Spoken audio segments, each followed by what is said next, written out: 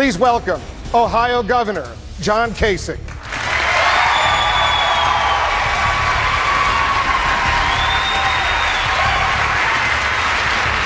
Senator Ted Cruz of Texas.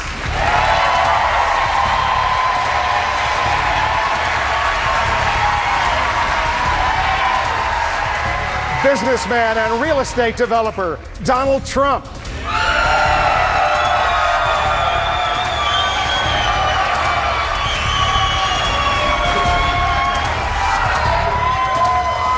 Senator Marco Rubio of Florida.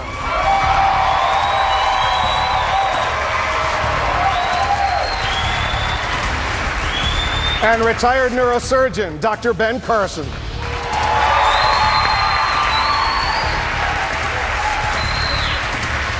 Ladies and gentlemen, welcome the Republican candidates for President of the United States.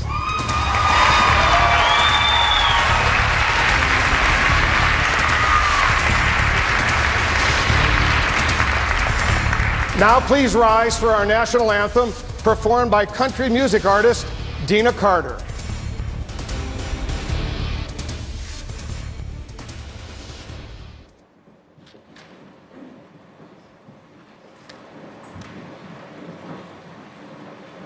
Oh, say, can you see by the dawn's early light what so proudly we hailed at the twilight's last gleaming, whose broad stripes and bright stars through the perilous fight o'er the ramparts we watched were so gallantly streaming, and the rocket's red glare, the bombs bursting in air, gave proof through the night that our flag was still there.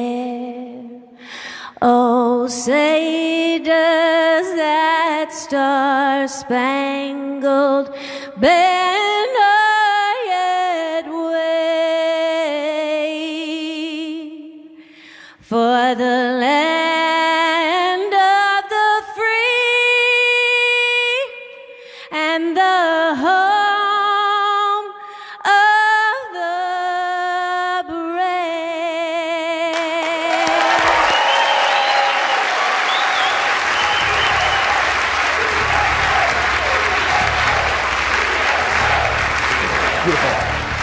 Thank you very much, Deana Carter. A beautiful, beautiful national anthem. The final debate before Super Tuesday begins right after this quick break.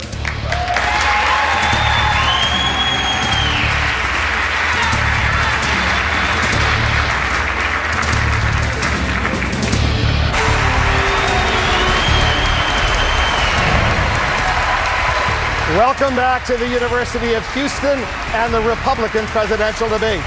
The candidates, they are now in place. Their positions were selected based on their standing in the delegate race through Nevada, with the top candidate in the center and the others extending outward.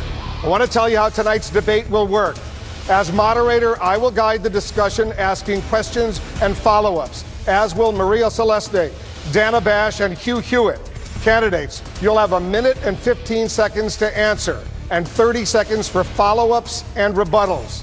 We have timing lights that are visible to the candidates. Those lights will warn you when your time is up, and as the candidates requested, a bell will sound like this. We know you all want to jump in and debate these critically important issues, but please wait until you're called on. These are the rules all of the candidates have agreed to. It's time for the candidates to introduce themselves right now. You'll each have 30 seconds. Dr. Carson, you're first. If someone had tried to describe today's America to you 30 years ago, you would have listened in disbelief. Americans know that our nation is heading off the abyss of destruction, secondary to divisiveness, fiscal irresponsibility, and failure to lead. Marco, Donald, Ted, John, we will not solve any of these problems by trying to destroy each other. What we need to do is be looking for solutions tonight. It's not about us, it's about the American people.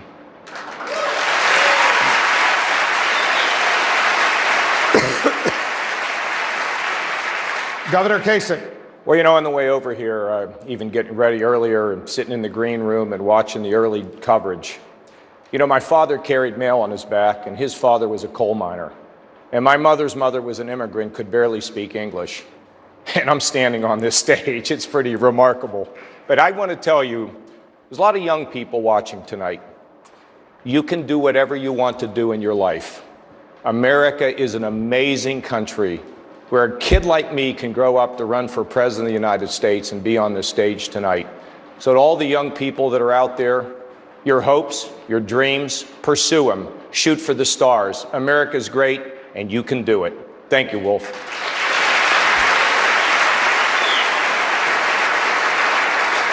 Senator Rubio.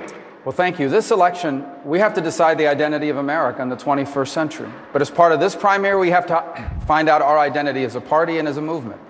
36 years ago, Ronald Reagan and George H.W. Bush began the Reagan Revolution.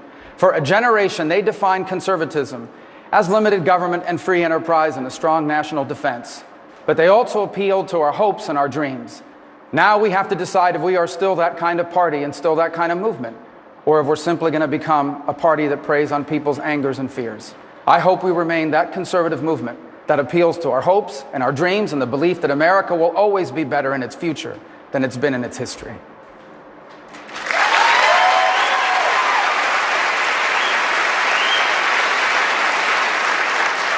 Senator Cruz.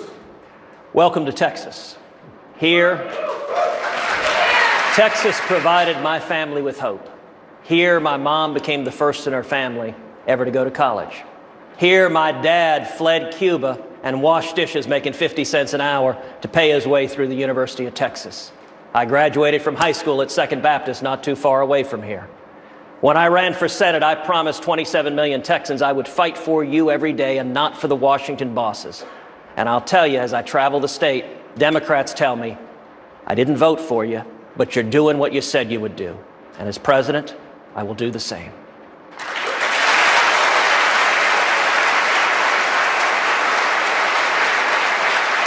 Mr. Trump. Thank you. My whole theme is make America great again. We don't win anymore as a country. We don't win with trade. We don't win with the military, ISIS. We can't even knock out ISIS. And we will, believe me, we will. We don't win in any capacity with health care. We have terrible health care. Obamacare is going to be repealed and replaced. We just don't win. You look at our borders, they're like Swiss cheese. Everybody pours in. We're going to make a great country again. We're going to start winning again. We're going to win a lot. It's going to be a big difference. Believe me, it's going to be a big, big difference.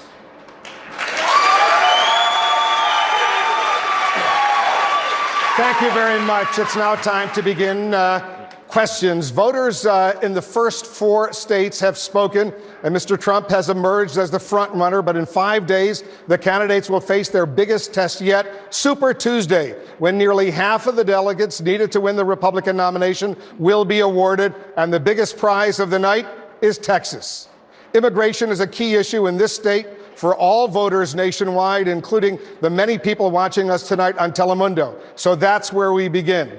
Mr. Trump, you've called for a deportation force to remove the 11 million undocumented immigrants from the United States. You've also promised to let what you call the good ones come back in, your words, the good ones, after they've been deported. Senator Cruz would not allow them to come back in. He says that's the biggest difference between the two of you. He calls your plan amnesty. Is it? First of all, he was in charge of amnesty. He was the leader, and you can ask Marco because they've been debating this every debate that we've had.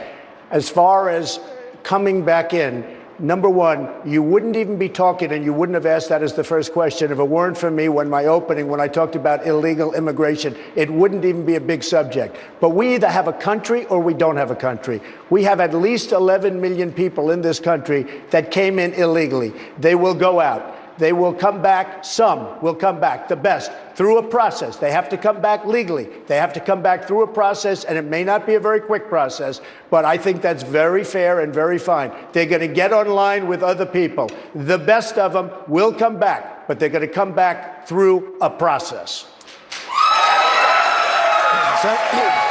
Senator Cruz, what's wrong with letting what Mr. Trump calls the good ones come back to the United States?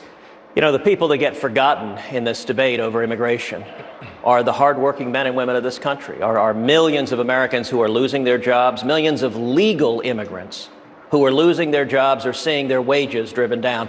You know, the past couple of weeks, the Wall Street Journal had a very interesting article about the state of Arizona. Arizona put in very tough laws on illegal immigration, and the result was illegal immigrants fled the state. And what's happened there, it was a very interesting article. Some of the business owners complained that the wages they had to pay workers went up. And from their perspective, that was a bad thing. But what the state of Arizona has seen is the dollars they're spending on welfare, on prisons, on education, all of those have dropped by hundreds of millions of dollars. And the Americans, and for that matter, the legal immigrants who are in Arizona, are seeing unemployment drop, are seeing wages rise. That's who we need to be fighting for. Listen, we have always welcomed legal immigrants, but I think it is a mistake to forgive those who break the law, to allow them to become U.S. citizens. And that's why I've led the fight against granting citizenship to those here illegally, and that's why I will do the same thing as president. Mr. Trump, you want to respond to that? Well, I'm very glad that Ted mentioned Arizona, because probably the toughest man on borders is Sheriff Joe Arpaio. And 2 days ago, he totally endorsed me. So thank you. Senator Rubio. Well, first, Senator Cruz has called your immigration plan amnesty and has an ad out there comparing it to President Obama's. He says both of you support allowing undocumented immigrants legal status here in the United States after a background check, paying a fine, and paying taxes. Are those claims correct? Well, first of all, before we do anything, and I've been abundantly clear on this, when I'm president of the United States, before we do anything on immigration, we are going to secure the border. And that's not just the physical border with Mexico. It's visa overstays. That's 45% of the problem right there. It also has to do, that's why we need E-Verify and an entry-exit tracking system and so forth. And until that happens, we're not doing anything else. And then we'll see what the American people are willing to support. And Donald mentioned, because he mentioned me in his answer, that his position on immigration is what's driven this debate. Well, the truth is, though, that a lot of these positions that he's now taking are new to him. In 2011, he talked about the need for a pathway to citizenship. In 2012, Donald criticized Mitt Romney, saying that Mitt lost his election because of self-deportation. And so even today, we saw a report in one of the newspapers that, Donald, you've hired a significant number of people from other countries to take jobs that Americans could have filled. My mom was a maid at a hotel, and instead of hiring an American like her, you have brought in over 1,000 people from all over the world to fill those jobs instead. So I think this is an important issue. And I think we all realize increasingly that's an important issue for the country that's been debated for 30 years, but finally needs to be solved once and for all. Mr. Trump? Well, first of all, self-deportation is people are going to leave as soon as they see others going out. If you look at Dwight Eisenhower in the 1950s, they started moving people out and the rest of them left. Self-deportation, as I really define it, and that's the way I define it, is you're going to get some to go and the rest are going to go out. As far as the people that I've hired in various parts of Florida during the absolute prime season, like Palm Beach and other locations, you could not get help. It's the up season. People didn't want to have part-time jobs. They were part-time jobs, very seasonal, 90-day jobs, 120-day jobs, and you couldn't get. Everybody agrees with me on that. They were part-time jobs. You needed them, or we just might as well close the doors because you couldn't get help in those hot sections of Florida. My point that I made was that you had criticized Mitt Romney for self-deportation. You said that his strategy of self-deportation is why he lost the election. And I think people in Florida would be surprised because, in fact, the article that was today, they interviewed a number of people that would have been willing to do those jobs if you had been willing to hire them to do it. I criticized Mitt Romney for losing the election. He should have won that election. He had a failed president. He ran a terrible campaign. He was a terrible candidate. That's what I criticized Mitt Romney. Well, he ran one terrible campaign. That's an election that should have been won. Well, in fact, I agree we should have won, and I wish we would have. But in fact, you did criticize him for using the term self-deportation. I mean, that's on the record, and people can look it up right now online. But again, I just want to reiterate, I think it's really important, this point. I think it's fine. It's an important point that you raise and we discuss on immigration. This is a big issue for Texas, a huge issue for the country. But I also think that if you're going to claim that you're the only one that lifted this into the campaign, that you acknowledge that, for example, you're the only person on the stage that's ever been fined for hiring people to work on your projects illegally. You hired some workers from Poland. I'm the only one on the stage that's hired people. You haven't hired anybody. Well, in fact, some of the people and by the way, well, but hold on. I've hired, and by the way, I've hired tens of thousands of people over my job. You've hired nobody. 1,000 people You've from had another nothing company, but problems from another with your country. credit cards, etc. Let me so say, don't let me tell just me say, about well, that. let me finish Senator, the statement. hold This is on. important. You haven't hired one He person hired in your life. workers from Poland, and he had to pay $1 million or so in a judgment. wrong. For hiring. That's wrong. That's a fact. Totally wrong. Well, people can look it up. I'm sure people are Googling it right I've now. Look it up. hired tens of- Trump Excuse Polish me. workers. You'll see $1 million for hiring Excuse me. illegal workers on one of his projects. yeah. Yeah, he did. Wrong. You know, it's interesting. That happened. I've hired tens of thousands of people over my lifetime. Tens of Many thousands. from other Be- countries be instead of quiet, hiring just Americans. Be quiet. Let me talk. I've hired tens of thousands of people. He brings up something from 30 years ago. It worked out very well. Everybody was Yeah, you happy. paid $1 million. And by the way, the laws were totally different. All right. That was a whole different world. Thank you. But I've hired people. Nobody up here has hired Senator anybody. Cruz, you say you want to deport the 11 million undocumented immigrants, but you never want to allow them to come back to the United States. What would happen to the children who are U.S.-born citizens whose parents will be deported under your plan? Well, existing law provides that those who are deported cannot come back here legally. U.S. citizens can come back. That's existing law. But let me say, Wolf, I really find it amazing that Donald believes that he is the one who discovered the issue of illegal immigration. I can tell you, when I ran for Senate here in the state of Texas, I ran promising to lead the fight against amnesty, promising to fight to build a wall. And in 2013, when I was leading the fight against the Gang of Eight amnesty bill, where was Donald? He was firing Dennis Rodman on Celebrity Apprentice.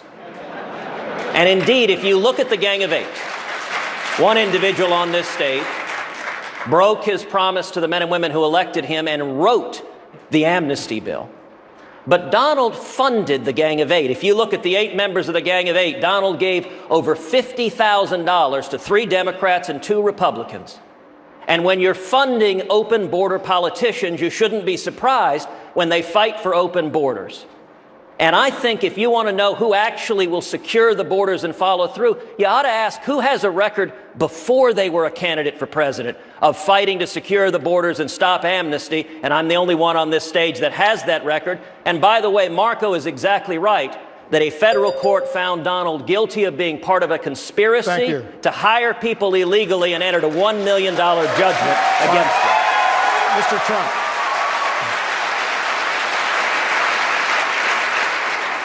I can only say this, and I've said it loud and clear, and I've said it for years. And many of these people are sitting right in the audience right now, your lobbyists and your special interests and your donors, because the audience is packed with them, and they're packed with you. I've had an amazing relationship with politicians, both Democrat, Republican, because I was a businessman. As one magazine said, he's a world-class businessman. He was friendly with everybody. I got along with everybody. You get along with nobody. You don't have one Republican. You don't have one Republican senator, and you work with them every day of your life, although you skipped a lot of time. These are minor details. But you don't have one Republican senator backing you, not one. You don't have the endorsement of one Republican senator, and you work with these people. Senator Cruz. You should be ashamed of yourself. You know, I actually think Donald is right. He is promising if he's elected, he will go and cut deals in Washington. And he's right. He has supported, he has given hundreds of thousands of dollars to Democrats. Anyone who really cared about illegal immigration wouldn't be hiring illegal immigrants. Anyone who really cared about illegal immigration wouldn't be funding Harry Reid and Nancy Pelosi, wouldn't be funding the Gang of Eight. And, you know, he is right. When you stand up to Washington, when you honor the promise you made to the men and women who elected you and say enough with the corruption, enough with the cronyism, let's actually stand for the working men and women of this country, Washington doesn't like it. And Donald, if you want to be liked in Washington, that's not a good attribute for a president. Hey, Here's a man, Robin Hood. This is Robin Hood over here. He talks about corruption on his financial disclosure form. He didn't even put that he's borrowed money from Citibank and from Goldman Sachs, which is a total violation. He didn't talk about the fact that he pays almost no interest. He just left it off, and now he's going to protect the people from the big bad banks. We're going to move on to Governor Kasich. Governor Kasich, can I respond to that, Tack? You can respond, but let me get Governor Kasich in. He's been waiting patiently. Well, Governor Kasich, the idea, you've said this, and I want to quote you now. The idea that we're going to deport all these people is ludicrous, and everybody knows it. Those are your words. Should people be allowed to break the law just because it's not feasible to stop them? Look, we have a great president here, George Bush, 41st president of the United States. He worked with Ronald Reagan to pass an effort to try to solve this problem. A path to legalization. You see, that was a time when things worked. It was a time when President Reagan and George Bush decided that we needed to make the country work. Look, I think there is an answer here. The answer is you complete the border. You let people know that once it's done, you don't have a right to come in. If you come in, we don't want any excuse. You're going to go back. But I favor a guest worker program. I think it's practical. And I think for the 11 or 11.5 million Americans or the illegals that are here, if they have not committed a crime since they've been here, I'd make them pay a fine, some back taxes, maybe some community service.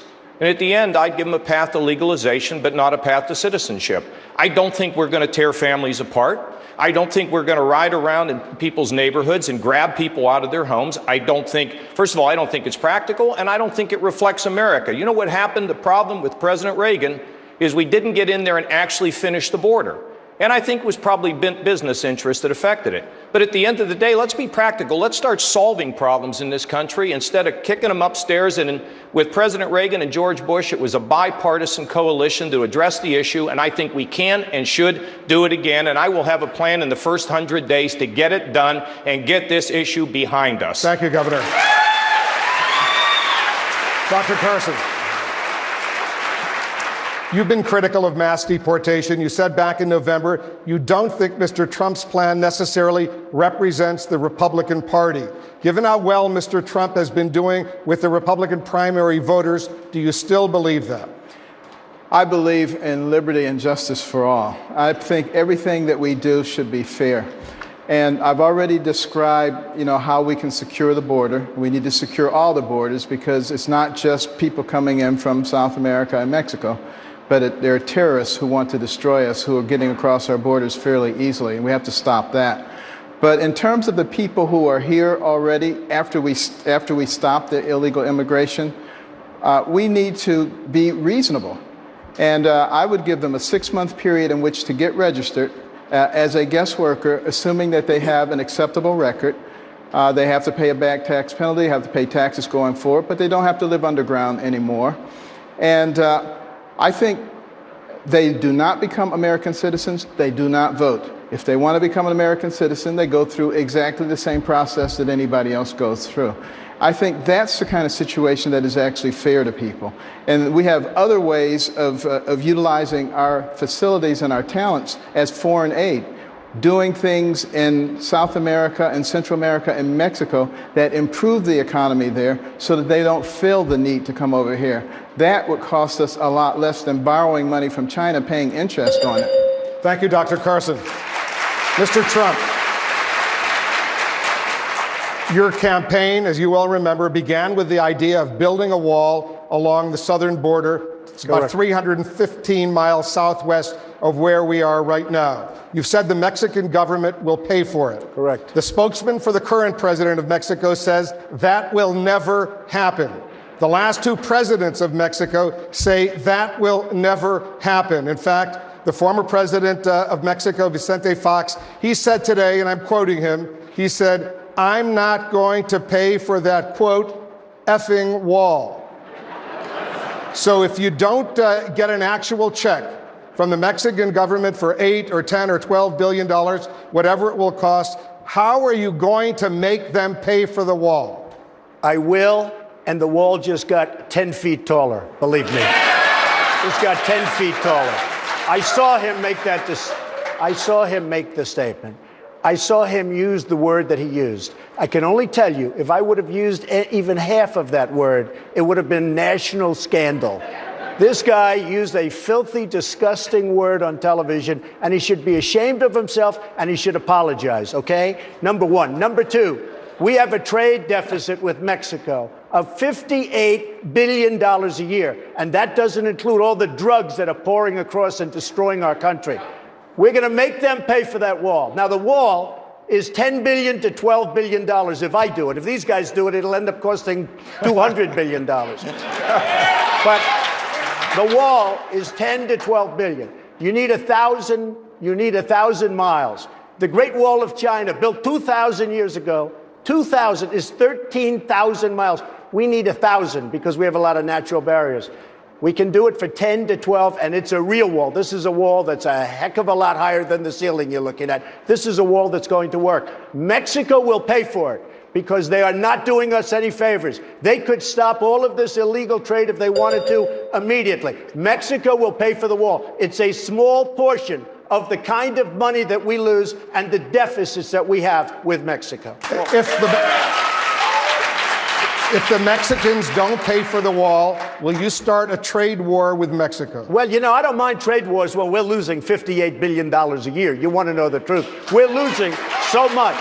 We're losing so much with Mexico and China. With China, we're losing $500 billion a year. And then people say, oh, don't we want to trade? I don't mind trading, but I don't want to lose $500 billion. I don't want to lose $58 billion. Mexico just took Carrier Corporation, maker of air conditioners. They just took Ford. They're building a $2.5 billion plant. They just took Nabisco out of Chicago. And I always say I'm not having Oreos anymore, which is true, by the way.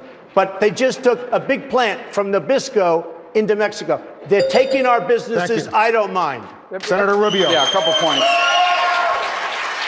If he builds the wall the way he built Trump Towers, he'll be using illegal immigrant labor to do it. The second... So cute. Such a cute soundbite. But no, it's not a soundbite. It's a fact. Yeah, Again, go online and Google it. Donald Trump, Polish workers. You'll see it. The second thing about the trade war, I don't understand, because your ties and the clothes you make is made in Mexico and in China. So you're going to be starting a trade war against your own ties and your own suits. That's right. All right. You know why? Because why don't you they make them in devalue America? their currencies. No, they devalue their currencies. Well, then make them in America. That makes it well, you don't know anything about business. You lose on make them in America. Let me just tell you. They devalue their currencies. China, Mexico, everybody, Japan, with the cars. They devalue their currencies to such an extent that our businesses cannot compete with them. Our workers lose their jobs. So you make them in China and in Russia. You wouldn't know anything about it because you're a lousy Well, I don't know businessman. anything about bankrupting four companies. No, You bankrupted four companies. You know what? I don't know anything about. You know what? Starting a university. One at a That was time. a fake university. First of all, a fake university. That's called. There are people that borrow $36,000 One at a to time, go to Mr. Trump Trump. University, and they're suing him now. $36,000 And to by go the to way, a university. and by the way, That's a fake school. And by the way, and you know what they got? They got to take a I've won picture with most a of the cardboard lawsuit. cutout of Donald Trump. And by the way, that's what they I've got won for the most of the $36,000. I want to move and on. they actually did a very good job. But Mr. I've Trump. won most of the lawsuit. Senator, I want to most bring in of the lawsuit. I want to bring in my colleague Maria Celeste. Excuse me, hey, Wolf, let me ask you, am I allowed to respond to this You're guy? allowed. You've been responding. Okay, well, no, I haven't. I really haven't. He's talked through the whole I thing. Here's the guy that buys a house for $179,000. He sells it to a lobbyist who's probably here for $380,000, and then legislation is passed. You tell me about this guy. This is what we're going to have Here's as the guy president? that inherited $200 million. If he hadn't inherited $200 million, you know where Donald Trump would be right now? Selling watches in Manhattan. Wrong. That's where That he would is be. so wrong. We'll work on that. I took $1 million and I turned it into $10 billion. I borrowed $1 million. Then release your tax return so he can see how much money he makes. I borrowed $1 million. I turned it into $10 billion, more than $10 billion. Thank you. I want to bring in Maria Celeste of Telemundo. Maria. Senator Rubio, last week you said that on your first day in office, you will get rid of President Obama's executive action known as Deferred Action for Childhood Arrivals, DACA for short. It is a program that has protected hundreds of thousands of young people that came here when they were children, brought to the U.S. by undocumented immigrants. This is the only home they know. And that is a dramatic change from last April when you said in Spanish, and I'm going to quote you, DACA va a tener que terminar en algún momento, no sería justo cancelarlo inmediatamente, which translates to DACA is going to have to end at some point, but it wouldn't be fair to cancel it immediately. So, Senator Rubio, what changed? Why is it now fair to cancel it on day one? No, it's the same policy. It will have to end at some moment. And as I said, we will eliminate that executive order. The people that are on it now will not be allowed to renew it, and new applicants will not be allowed to apply to it. And it's not because we're not compassionate to the plight of someone who came here when they were 2 years old. I understand. I know people that are personally impacted by this. The problem with the executive order is it is unconstitutional. The president doesn't have the power to do that. And he himself admitted that. Senator, I'm sorry, but let me finish. You went from saying that it was deeply disruptive to deport them immediately to deport them on day one. No, but this is not about deportation. Everybody always goes immediately to the issue of deportation. This is about DACA. DACA is an executive order that is unconstitutional. I will cancel it on my first day in office, which means people who currently hold those permits will not be allowed to renew them when they expire, and new people will not be allowed to apply for them. Now, I am sympathetic to the plight of someone who came here when they were 2 or 3 years old through no fault of their own. But you can't solve it doing something that is unconstitutional. No matter how sympathetic we may be to a cause, we cannot violate the Constitution of the United States the way this president now does on a regular basis.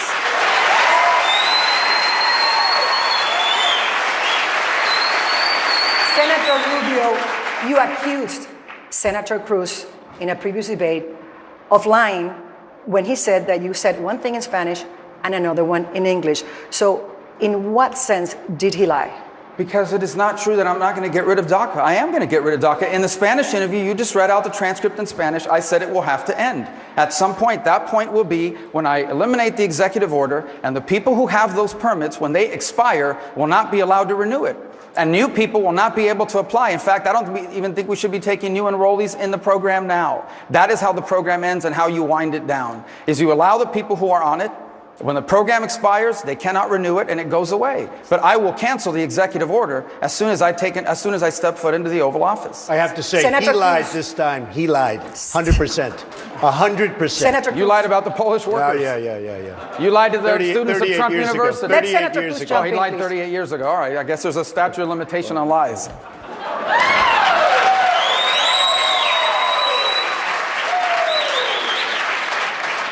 Well, Maria, I would note that you made the exact same point here that I made at the last debate, and you're right that Senator Rubio called me a liar for saying that. You know, we've all seen at home when Washington politicians say about an illegal or unconstitutional program, well, it'll have to end someday, not immediately, but someday in the future. That inevitably is when a politician doesn't plan to end it at all. You know, I'm reminded of that is the same position that Marco took in Iowa on ethanol subsidies. When I campaigned in Iowa and the lobbyists took on the corporate welfare and said we should have no ethanol subsidies, Marco's position was the same as it is towards illegal amnesty. Well, someday it should end, just not now. And frankly, I think we need a president who knows what he believes and is willing to say it on day one, not at the end of his term when it's somebody else's problem. That's not an accurate assessment of what I said about ethanol. What I said is ethanol will phase out. It is phasing out now. By 2022, that program expires by virtue of the existing law, and at that point it will go away. I don't agree with the mandate and the program that's in place, but I think it's unfair that these people have gone out and invested all this money into this program, and we're just going to yank it away from them. And again, you read the statement in Spanish. I said very clearly on Spanish television, DACA will have to end at some point, and that point is, at that time I was not a candidate for president. I said it will end on my first day in office as president, and the people who have it now will not be able to renew it, and new applicants will not be able to apply. That is the end of DACA. I am sympathetic to this cause, but once again, it cannot supersede the Constitution of the United States, which this president habitually and routinely every single day ignores and violates. Senator Cruz, you and Senator Rubio are the two candidates of Hispanic descent on this stage. As a matter of fact, you are the first Hispanic candidate ever to win a caucus or primary. And yet there is the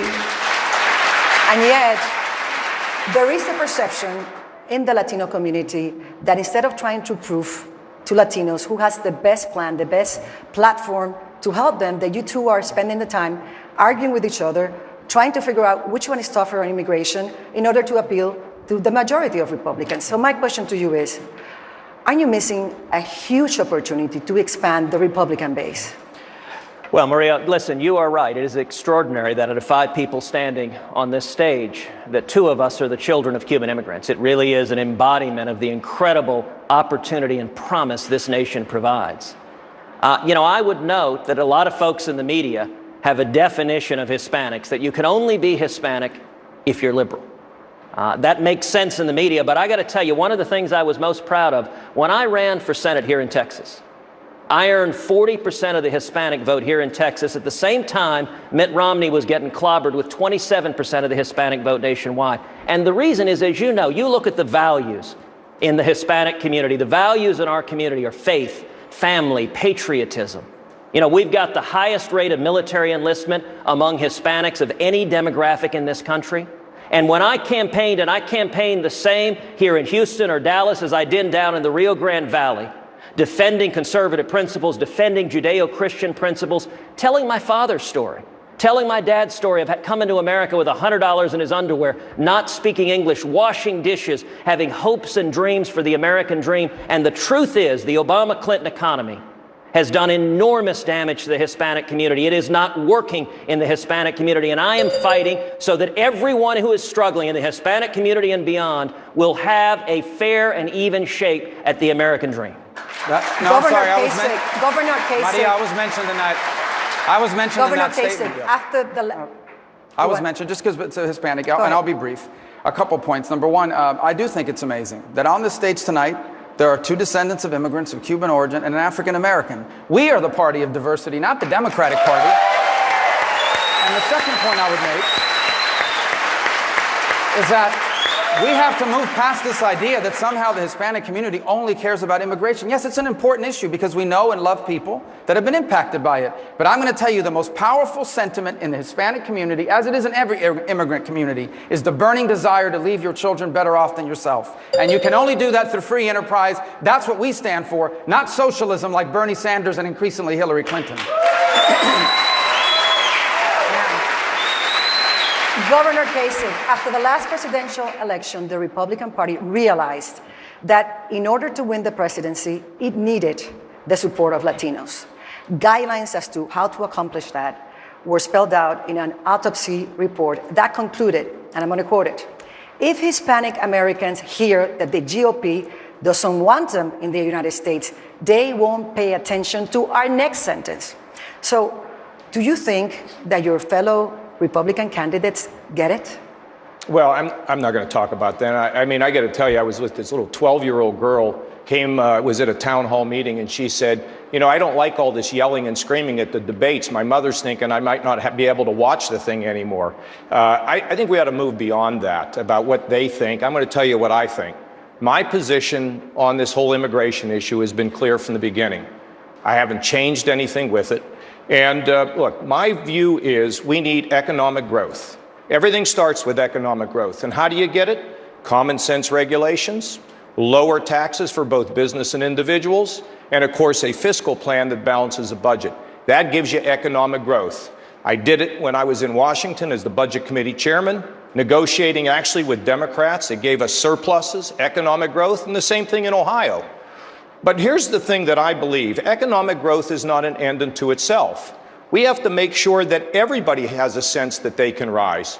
Of course, our friends in the Hispanic community, our friends in the African American community. The promise of America is that our system, when we follow the right formula, is going to give opportunity for everyone. It's what Jack Kemp used to say, a rising tide lifts all boats, not just some boats, but all boats. And you know what? With me in the Hispanic community, I think they like me, and I appreciate that because I want them to have the same opportunity that I and my children and my wife and the people we love have had in this country. It's time to solve problems. Dr. Carson, concerning this recommendation of the report, are you as a candidate getting it? I didn't hear the first part of the question. The first part of the question is, there was a report that recommended that in order to approach Hispanics and bring them to vote for the Republican Party, certain things needed to happen, and one of them was that they shouldn't feel like they were going to get kicked out of the United States, otherwise they wouldn't pay attention to one more sentence from candidates. Okay, well, first of all, let me just mention that last year at NALIO, the National Association for Latino Elected Officials, I was the only one of 17 Republican candidates to go there. And the reason that I don't fear going to an organization like that is because the message that I give is the same message to every group. You know, this is America, and we need to have policies that give liberty and justice to all people. And that's the way that I have fashioned virtually every policy, looking at that. And I think that's the way the Republican Party generally thinks. We don't pick and choose winners and losers. We are compassionate, but real compassion is providing people with a ladder of opportunity to climb up from a state of dependence and become part of the fabric of America. When we begin to emphasize that, I think we will attract everybody.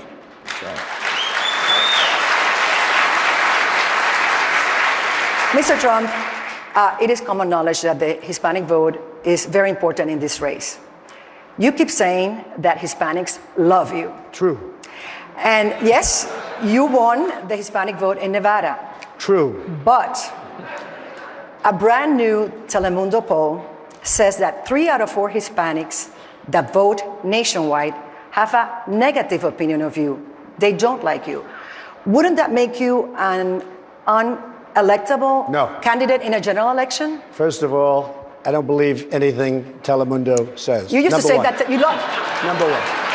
Number two, I currently employ thousands of Hispanics, and over the years I've employed tens of thousands of Hispanics. They're incredible people. They know, and the reason I won in Nevada, not only won the big one, but I also won subs. Like, as an example, I won with women. I won with every single category. I won with men. I won with high income, low income.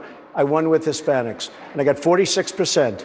Nobody else was close, because they know I'm going to bring jobs back from China, from Japan, from so many other places. They get it. They're incredible people. They're incredible workers. They get it. And I've won many of the polls with Hispanics. I didn't maybe win the Telemundo poll. But one thing I'm also going to do, I'm going to be bringing a lot of people in who are Democrats, who are independents. And you're seeing that with the polls. Because if you look at anywhere, look at any of the elections, every single election, it's been record-setting. And the good news is, for the Republican Party, the Democrats are getting very poor numbers in terms of bringing them in. We're getting record-setting numbers. I think I have something to do with that. We're getting record-setting numbers. And I won every one, the 3 of them that I won with record-setting numbers. New people are coming into the Republican Party. We are building a new Republican Party. A lot of new people are coming in.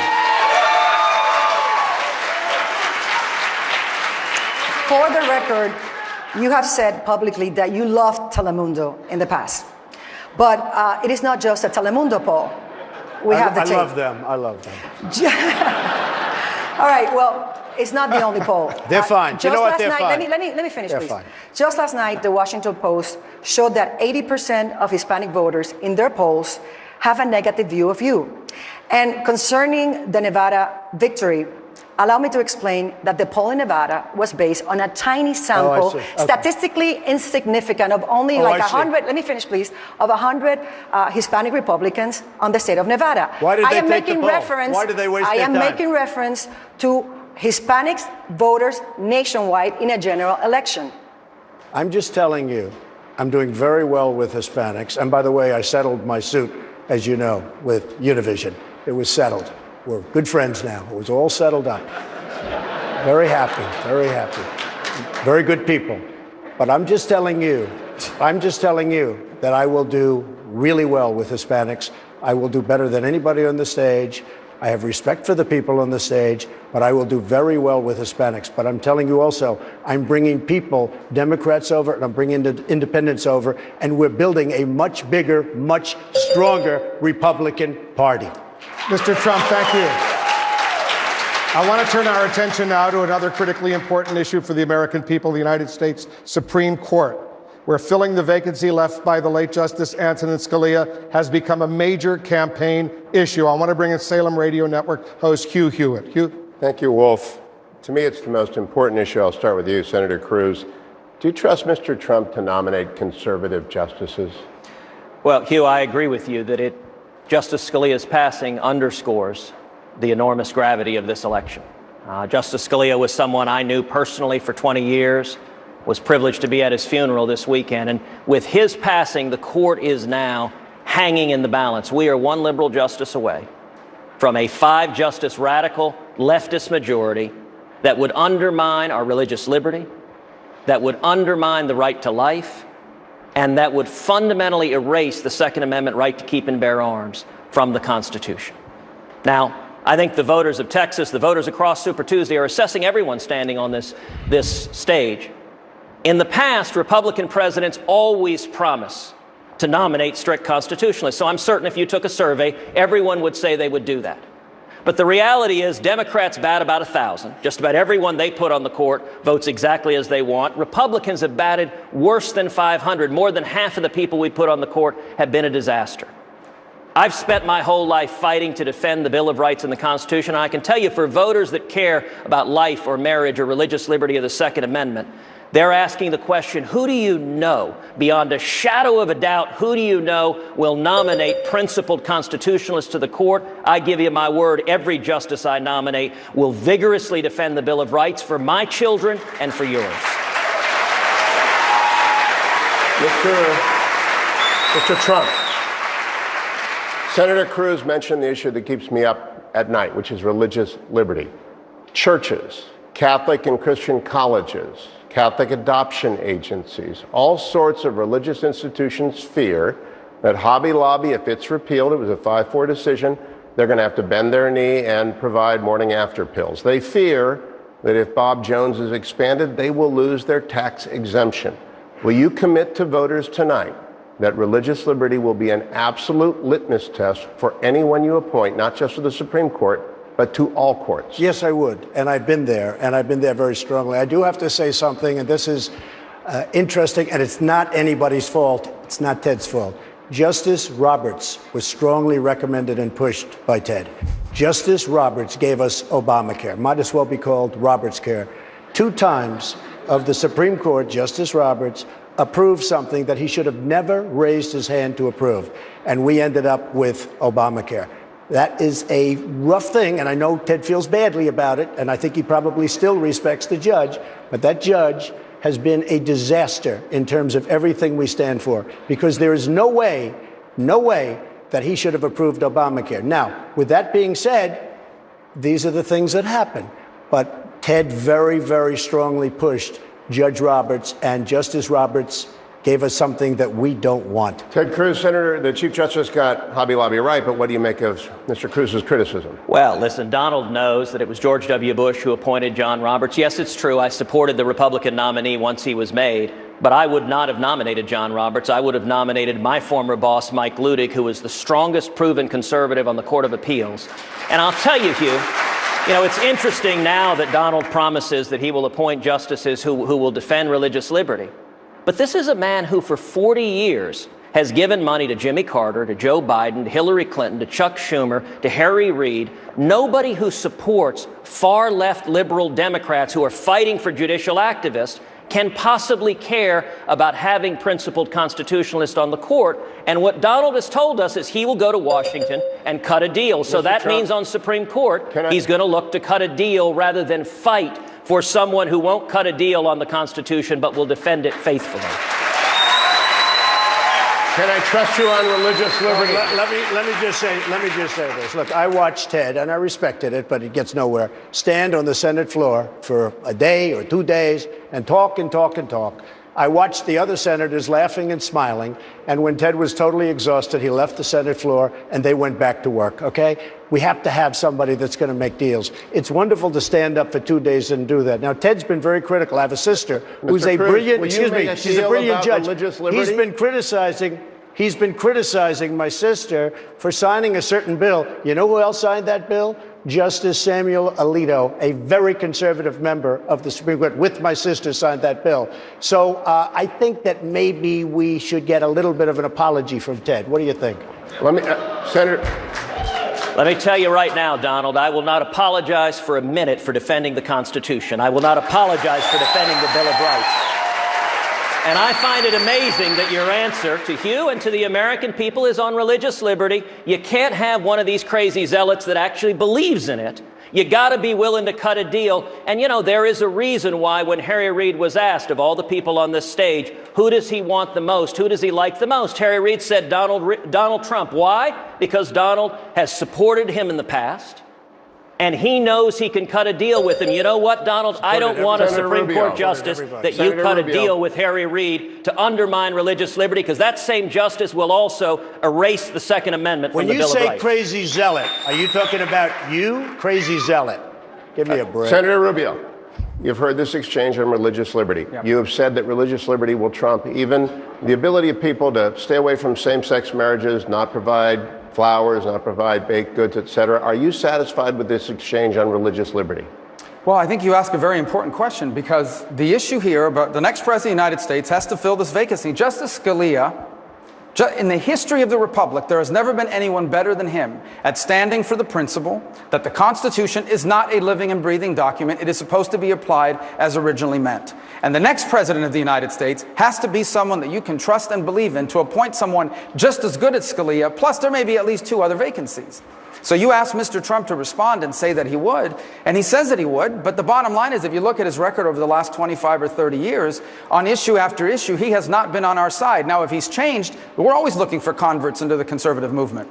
But the bottom line is that you don't have a record there to look at and say, I feel at peace that when Donald Trump is president of the United States, he's going to be firmly on our side on these issues. In fact, very recently, he was still defending Planned Parenthood. He says he's not going to take sides in the Palestinians versus Israel. These are concerning things. And so, yes, I have a doubt about whether Donald Trump, if he becomes president, will replace Justice Scalia with someone just like Justice Scalia. Mr. Trump.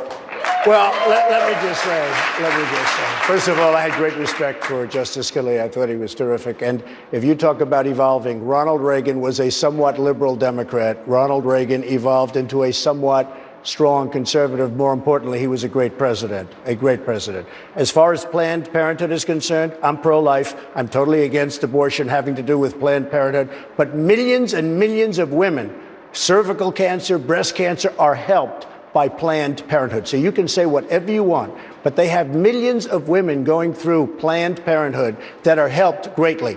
And I wouldn't fund it. I would defund it because of the abortion factor, which they say is 3%. I don't know what percentage it is. They say it's 3%, but I would defund it because I'm pro-life. But millions of women are helped by Planned Parenthood. Governor Kasich, back to religious liberty. You've been a little bit less emphatic. You've said same-sex couple approaches a cupcake maker. Sell them a cupcake. Can we trust you as much on religious liberty as the rest of these people? Well, you know, of course. I mean, and look, I was involved in just being a pioneer in a new church. Religious institutions should be able to practice the religion that they believe in. No question and no doubt about it. Now, in regard to same-sex marriage, I don't favor it. I've always favored traditional marriage. But look, the court has ruled, and I've moved on. And what I've said to you is that, look, you know, where does it end? If you're in the business of selling things, if you're not going to sell to somebody you don't agree with, okay, today I'm not going to sell to somebody who's gay, and tomorrow maybe I won't sell to somebody who's divorced. I mean, if you're in the business of commerce, conduct commerce. That's my view. And if you don't agree with their lifestyle, say a prayer for them when they leave and hope they change their behavior. But when it comes to the religious institutions, they are inviolate in my mind. And I would fight for those religious institutions. And look, I've appointed over 100 judges as governor. I even appointed a judge to the Ohio Supreme Court. And you know what they are? They're conservatives. Go check it out. They are conservatives. They don't make the law. They interpret the law. That's all they do. And they stick by the Constitution. So I will do that. But let's just not get so narrow here as to gotcha this or that. Dr. I think Carson, my position is clear. Let me wrap it up with you. Are their positions clear? Are the positions you've heard clear about the First Amendment and the First Freedom? Well, first of all, let me just add my praise to Justice Scalia. I first met him when we got an honorary degree together a long time ago. Tremendous wit and intellect. As far as religious freedom is concerned, one of the basic tenets of this nation. And I believe that the Constitution protects all of our rights, and it gives people who believe in same-sex marriage the same rights as everybody else. But what we have to remember is even though everybody has the same rights, nobody gets extra rights. So nobody gets to redefine things for everybody else and then have them have to conform to it. That's unfair. And this is the responsibility of Congress to come back and correct what the Supreme Court has done. That's why we have divided government. And we're going to have to encourage them to act in an appropriate way, or we will lose our religious freedom. And as president, I would go through and I would look at what a person's life has been. What have they done in the past? What kind of judgments have they made? What kind of associations do they have? That will tell you a lot more than an interview will tell you. The fruit salad of their life is what I would look at. Thank you, Dr. Carson. All of you want to repeal and replace Obamacare, so let's talk about your plans, specific plans to replace it.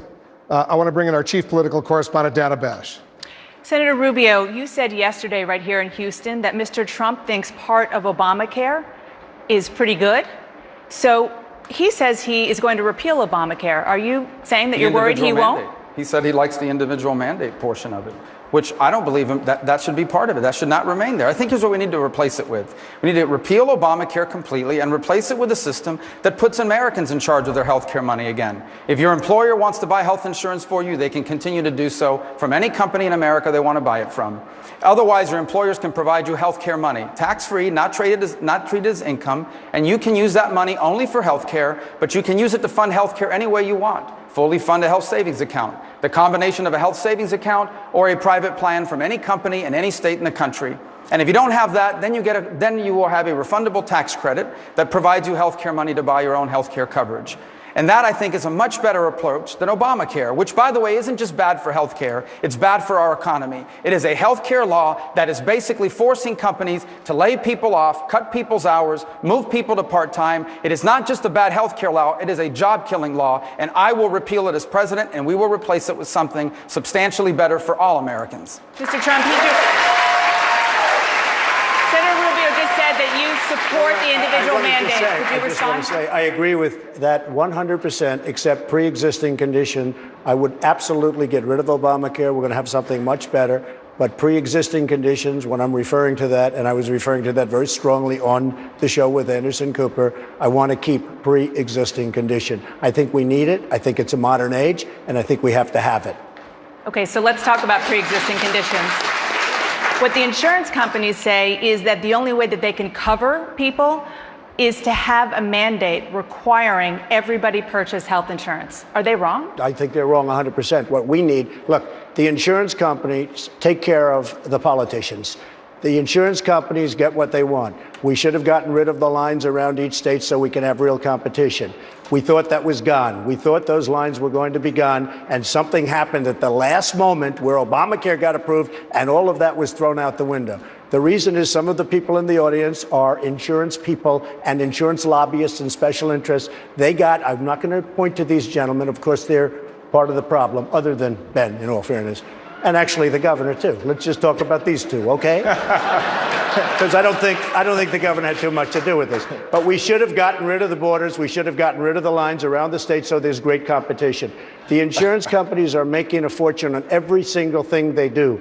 I'm self-funding my campaign. I'm the only one in either party self-funding my campaign. I'm going to do what's right. We have to get rid of the lines around the states so that there's serious competition. But Mr. And you're going to see, then you're going to see pre-existing conditions and everything else be part of it, but the price will be down, and the insurance companies can pay. Right now, they're making a fortune. But just to be specific here, what you're saying is getting rid of the barriers between states, that is going to solve the problem? That's going to solve a lot of the problem. And the insurance companies are going to say that. They want to keep it. They say whatever they have to say to keep it the way it is. I know the insurance companies. They're friends of mine. The top guys, they're friends of mine. I shouldn't tell you guys. You'll say it's terrible. I have a conflict of interest. They're friends of mine. There's some right in the audience. One of them was just waving to me. He was laughing and smiling. He's not laughing so much anymore. Hi. But you know what? The insurance companies are making an absolute fortune. Yes, they will keep pre-existing conditions, and that would be a great thing. Get rid of Obamacare. We'll come up with new plans, but we should keep pre-existing conditions. And I was mentioned in his response, so if I may, about the insurance companies. You may not be aware of this, Donald, because you don't follow this stuff very closely, but here's what happened. When they passed Obamacare, they put a bailout fund in Obamacare. All these lobbyists to keep talking about, they put a bailout fund in the law that would allow public money to be used, taxpayer money, to bail out companies when they lost money. And we led the effort and wiped out that bailout fund. The insurance companies are not in favor of me. They hate that. They're suing now to get that bailout money put back in. Here's what you didn't hear in that answer, and this is important, guys. This is an important thing. What is your plan? I understand the lines around the state, whatever that means. This is not a game where you draw maps and you around. Don't know what it What means. is your plan? That's the problem. What is your plan on health care? You don't have a plan.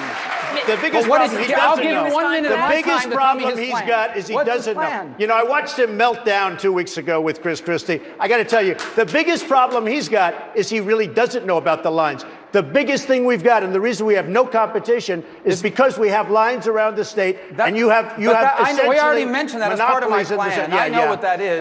But what else is part of your plan? So your only thing is to get rid of the lines around the states. What else is part of your health care plan? What the lines around the states mean. That's your only plan. And it was almost done. No. You know what that does? I'll that give brings him time in, of mind. He can tell us his plan. Excuse me.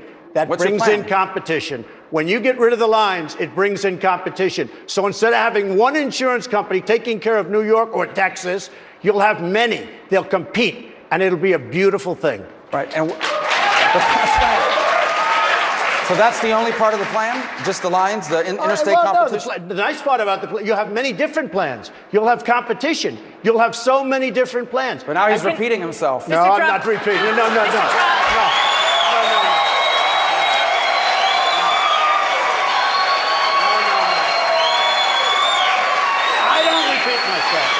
I don't repeat myself. You don't repeat yourself. Here's the guy who repeats himself. I don't repeat yourself every day. I watched him, talking about repeating, I watched him repeat himself 5 times 4 weeks ago. And I saw you repeat yourself 5 times 5 seconds ago. I watched him melt down on the stage like I've never seen anybody. I thought he came out of a swimming pool. I said, well, let's talk about your plan. I see him repeat himself every night. It says 5 things. Everyone's dumb. He's going to make America great again. We're going to win, win, win. He's winning in the polls. And the lines around the state. Every night. Same thing. Senator Rubio. I tell the truth. Senator Rubio, you will have time to respond if you would just let Mr. Trump respond to what you just posed to him. Yeah, he's going to give us his plan now, right? If you could talk a little bit more about your plan. I know you talked about the interstate. We're going to have many different plans because there's going to be competition. Said it again. There's going to be competition. There is going to be competition among all of the states and the insurance companies. They're going to have many, many different plans. Is there anything else you would like to add to that? No, there's nothing to add. What's to add? What is to add? Thank you both. Right. Governor Kasich, you've said it is, quote, un-American to deny someone health insurance if they have a pre-existing condition. Would you leave the individual mandate in place, requiring all Americans to purchase insurance? No, I wouldn't. But that doesn't matter when it comes to the issue of pre-existing conditions. You don't want any American to lose their house, everything they've saved, because they get sick. Now, I think it is more complicated than what we've heard here tonight. We're actually running significant health reform in my state. I would repeal Obamacare for a variety of reasons. I would take some of the federal resources, combine it with a freed up Medicaid program, which I would send back to the states, and cover the people who are currently the working poor, because we don't want to have tens of millions of Americans losing their health insurance. And then we're driving towards total transparency. If any of you here ever get a hospital bill, it's easier to interpret the Dead Sea Scrolls than to understand your hospital bill. The fact is, what we need is transparency with hospitals and with the providers. And I'll tell you what we will do.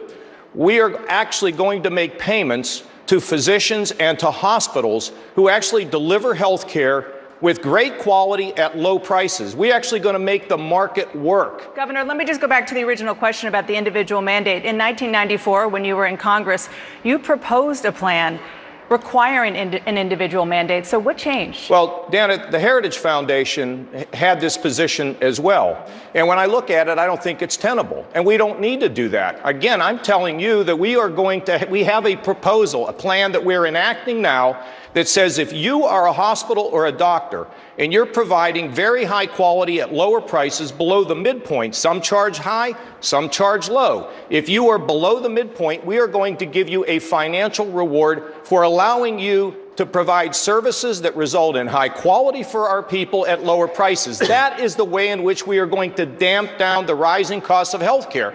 Because if you think about your own deductibles today, they're going higher, higher, and higher. And you know what? At some point, people can't afford it. Our plan will work. It uses the market. It uses transparency. It gets the patient in the middle. And guess what? We're actually doing it in my state, the 7th largest state in the country. And if this will go national, we will get our hands on health care where you will know what's going on. We will pay for quality, lower prices, and we will begin to see health care become affordable in America, and where people will also be able to have health insurance even if they have a pre-existing condition. We don't want to throw millions of people out into the cold and not have the health insurance, Dana. So that's really what we're doing. This is not a theory. This is what we are actually doing in our state. We will begin payments next year based on episodes that we have in our lives. If our primary care physicians keep us healthy for a year with really high quality, guess what? They will get a financial reward. Our primary care physicians need help. They need support. We're losing them. This will allow them to get a reward for doing Governor a great Kasich, job. thank you. Thank you. Dr. Carson. Dr. Carson, you have dealt with the sickest of patients. You support covering pre-existing conditions. How would you change Obamacare but maintain that coverage? Well, first of all, health care is not a right, but I do believe it is a responsibility for a responsible society, and we are that. We spend almost twice as much per capita on health care as many other nations who have actually much better access than we do. I propose a system in which we use health empowerment accounts, which are like a health savings account with no bureaucrats. And we give it to everybody from birth until death. They can pass it on when they die. We pay for it with the same dollars that we pay for traditional health care with. We give people the ability to shift money within their health empowerment account within their family. So if dad's $500 short, mom can give it to him, or cousin or uncle. And it makes every family their own insurance carrier with no middleman. It gives you enormous flexibility. And also, you know, if Uncle Joe is smoking like a chimney, everybody's going to hide his cigarettes because they're all interested in what's going on there. Also, your catastrophic health care is going to cost a lot less money now because the only thing coming out of that is catastrophic health care. So it's like a homeowner's policy with a large deductible versus a homeowner's policy where you want every scratch covered. One costs $1,500 a year, one costs $10,000 a year. You can buy the $1,500 one. That will take care of 75% of the people. The people who are indigent, how do we take care of them now? Medicaid. What's the Medicaid budget? Almost $500 billion. Almost 80 million people participate, which is way too many, and that'll get a lot better when we fix the economy, which I hope we get a chance to talk about. But do the math, over $5,000 for each man, woman, and child, and they will have a lot more flexibility. What could you buy with that? A concierge practice. And you could still have thousands of dollars left over. And let me just finish, because I don't get to talk that much. And, you know,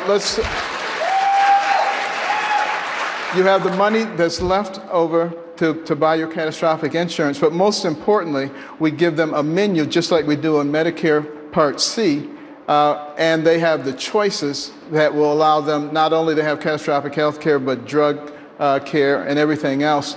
It will be such a good program that nobody will want Obamacare after that, and that's probably the best way to do it, although if anybody still did, I would still defund it. Thank you.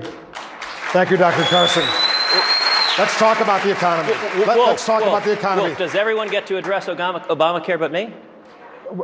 I want to move on, but there'll be plenty of opportunities for you to address. It's kind of an issue I have a long history with. I know you do. And all right, go ahead. Thank you, Wolf. How do you get that extra time, Cruz? You're very good at. You know, this is another issue on which Donald and I have sharp disagreements. On Planned Parenthood, he thinks Planned Parenthood is wonderful. I would instruct the Department of Justice to investigate them and prosecute any and all criminal violations. On Obamacare, both Donald and I say we want to end it, but for very different reasons. I want to end it because it goes too far, it's killed millions of jobs, and it's hurting people's health care. Donald wants to end it because he says it doesn't go nearly far enough. And what was amazing in that exchange that was missing is for decades, Donald has been advocating socialized medicine. What he said is the government should pay for everyone's health care. And in fact, a couple of debates ago, he said, if you don't support socialized health care, you're heartless. Now, liberal Democrats have been saying that for years.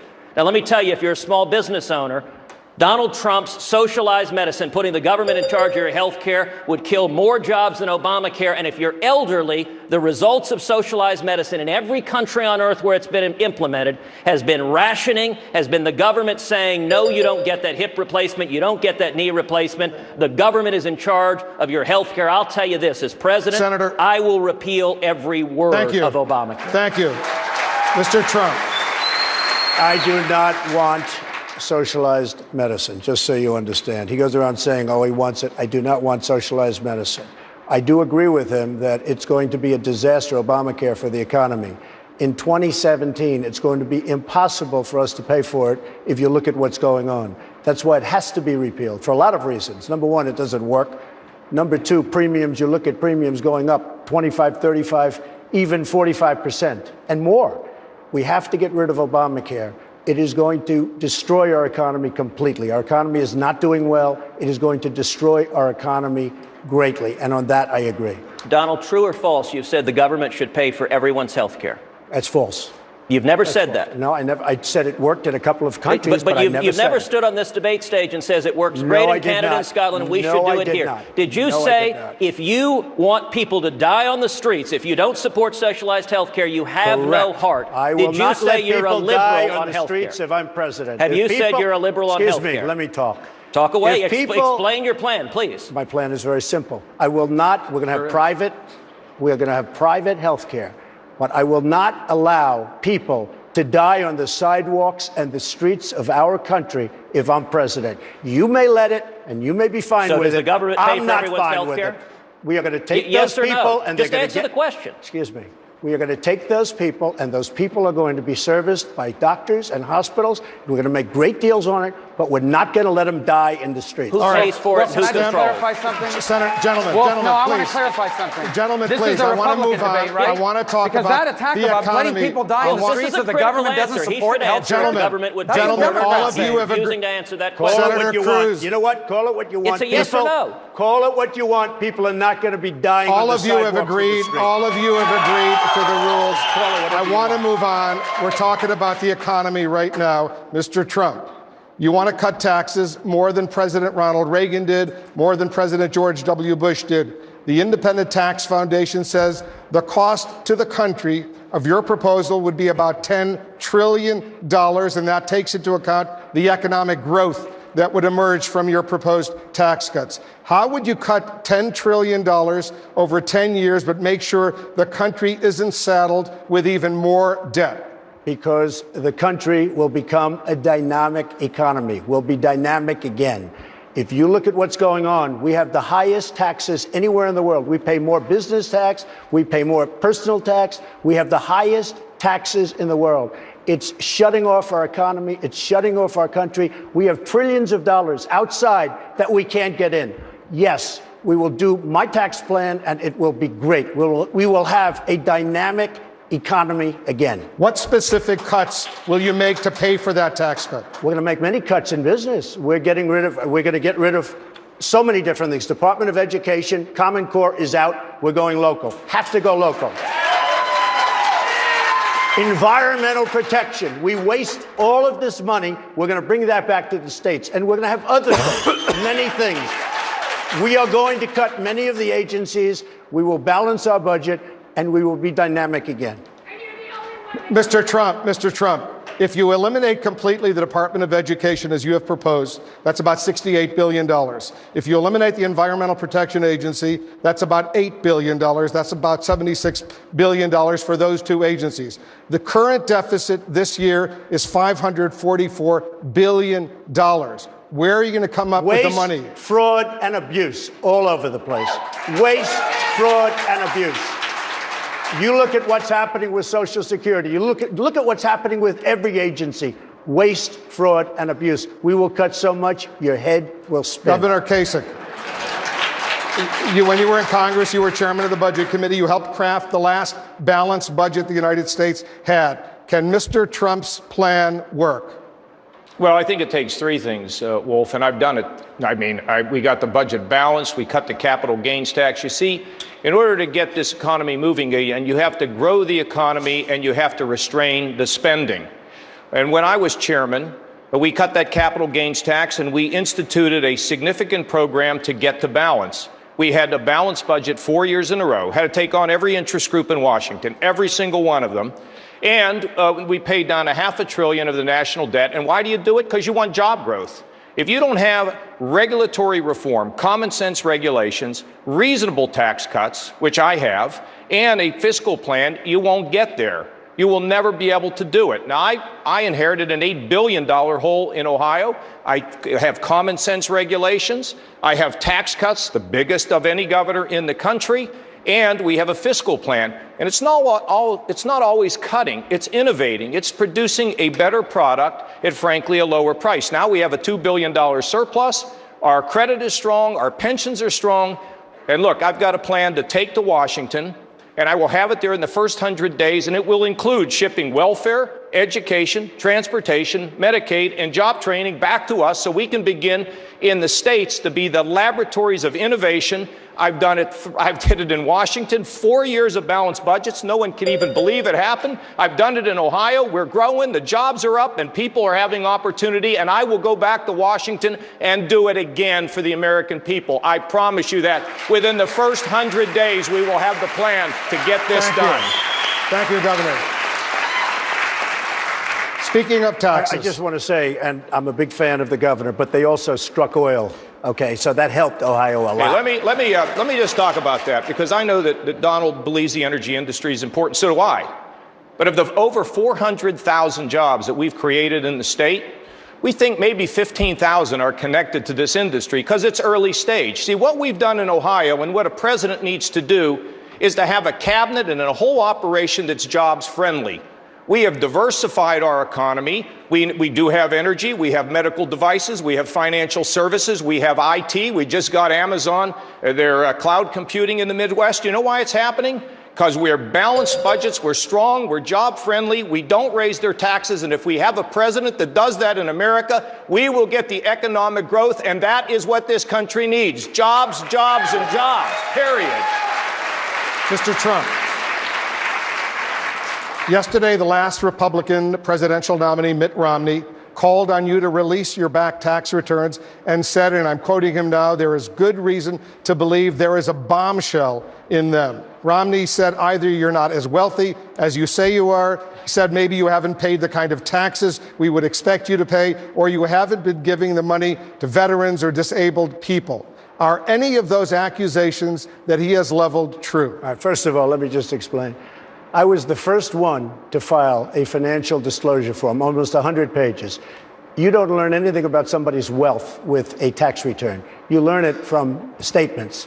I filed, which shows that I'm worth over $10 billion. I built a great company with very little debt. People were shocked. The people in the back, the reporters, they were shocked when they went down. And I filed it on time. I didn't ask for 5 45-day extensions, which I would have been entitled to.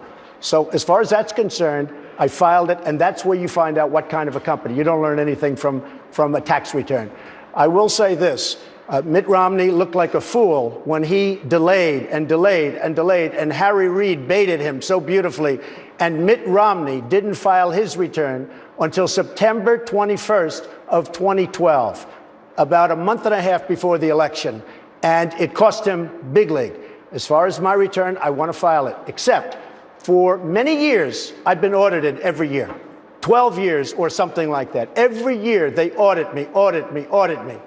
Nobody gets audited. I have friends that are very wealthy people. They never get audited. I get audited every year. I will absolutely give my return, but I'm being audited now for 2 or 3 years, so I can't do it until the audit is finished, obviously. And I think people would understand that. Hugh, go ahead. Mr. Trump. Are you going to ask told me. Are you going to ask anybody else a question? No, this goes to me. Every single question comes to me. Mr. Trump, I know I'm good for the ratings, but it's a little bit ridiculous. No, but Mr. Trump, a year ago, you told me on my radio show, the audio and the transcript are out there on YouTube, that you would release your tax returns. True. Are you going back on your No, I'm not. commitment? First of all, very few people listen to your radio show. That's the good news. Let me just tell you. Which happens to be true. Check out the ratings. Look, let me just tell you something. I want to release my tax returns, but I can't release it while I'm under an audit. We're under a routine audit. I've had it for years. I get audited. And obviously, if I'm being audited, I'm not going to release a return. As soon as the audit is done, I love it.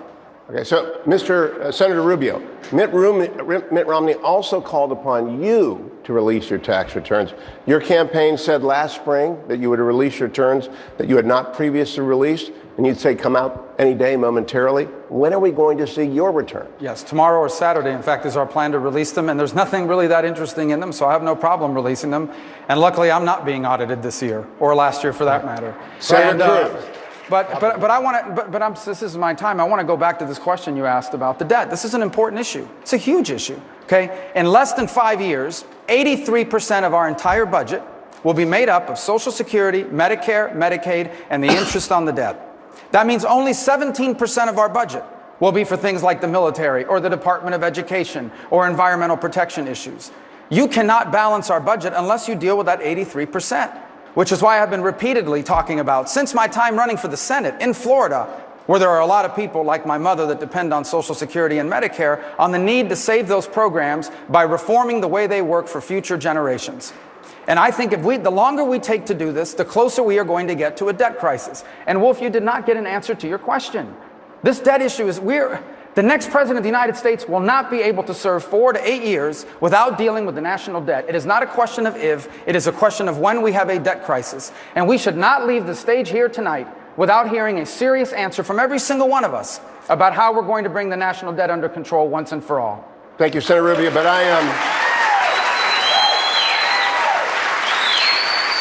I'm being fair to all of the candidates. Senator Cruz, Tuesday is 5 days away. Why haven't voters seen your 2012, 2013, and 2014 returns?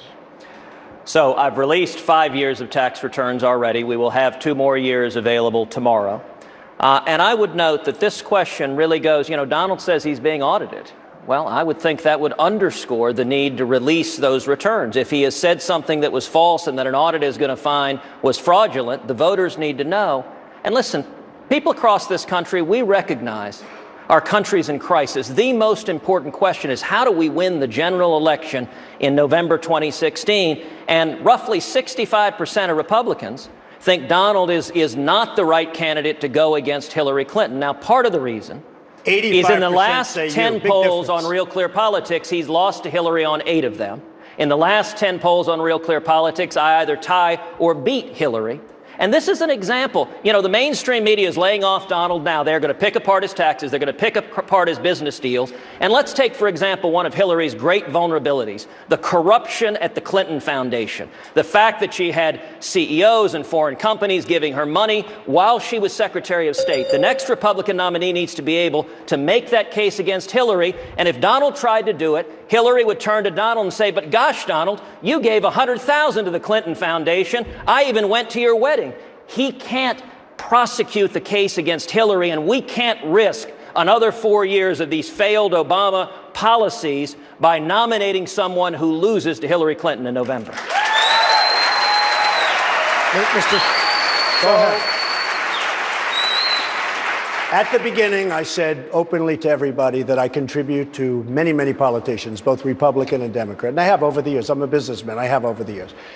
And I sort of have to laugh when Ted makes a big deal out of the fact that he's doing well in the polls. Well, I'm beating him in virtually every poll. I'm tied in Texas, by the way, which I shouldn't be, but I think I'll do very well. But a poll just came out, a Bloomberg poll, where I am beating him so badly that it's like embarrassing even for me to say I'm beating him that badly. And here's the thing. it was sort of funny. 65% of the people don't like you. I just got 36% of the vote, right? I just got 46% on another one. I got 38% on another one. That means, and he got 20 and 22, and he lost in South Carolina so badly. That was going to be his stronghold. He said a year ago, oh, I can't lose South Carolina. I beat him in a landslide. Last week in Nevada, I beat him in a landslide. And he's saying about the polls. What other thing? Hillary Clinton, take a look at USA Today, take a look at the Q poll. I beat her, and I beat her badly, and I haven't even started on her. I only had one little interchange. And that was 4 weeks ago when she said I was sexist. And believe me, they had a rough weekend that weekend between Bill and Hillary. They had a rough weekend. Gentlemen. Hold on. He attacked me, Wolf. I get a response. I was about to say, Senator Cruz, respond. Thank you very much. You know, it's interesting.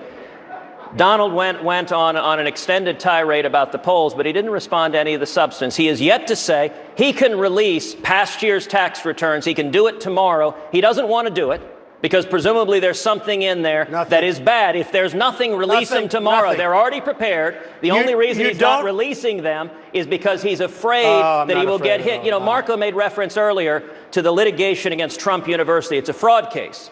His lawyers have scheduled the trial for July. I want you to think about if this man is the nominee, having the Republican nominee on the stand in court, being cross-examined about whether he committed fraud. You don't think the mainstream media will go crazy on that? And on substance, how do we nominate a candidate who has said Hillary Clinton was the best Secretary of State of modern times, who agreed with her on foreign policy, who agrees with Bernie Sanders on health care, who agreed with Barack Obama on the Wall Street bailout? Right. If we've got to win this election and we can't do it with a candidate who agrees with Hillary Clinton and can't take it to her and beat her on the debate stage and at the polls. Mr. Trump, hold on. Mr. Trump, first of all, he's talking about the polls. I'm beating him awfully badly in the polls. But you're not beating Hillary. So you're not beating Hillary. Well, then if I can't beat her, you're really going to get killed, aren't you?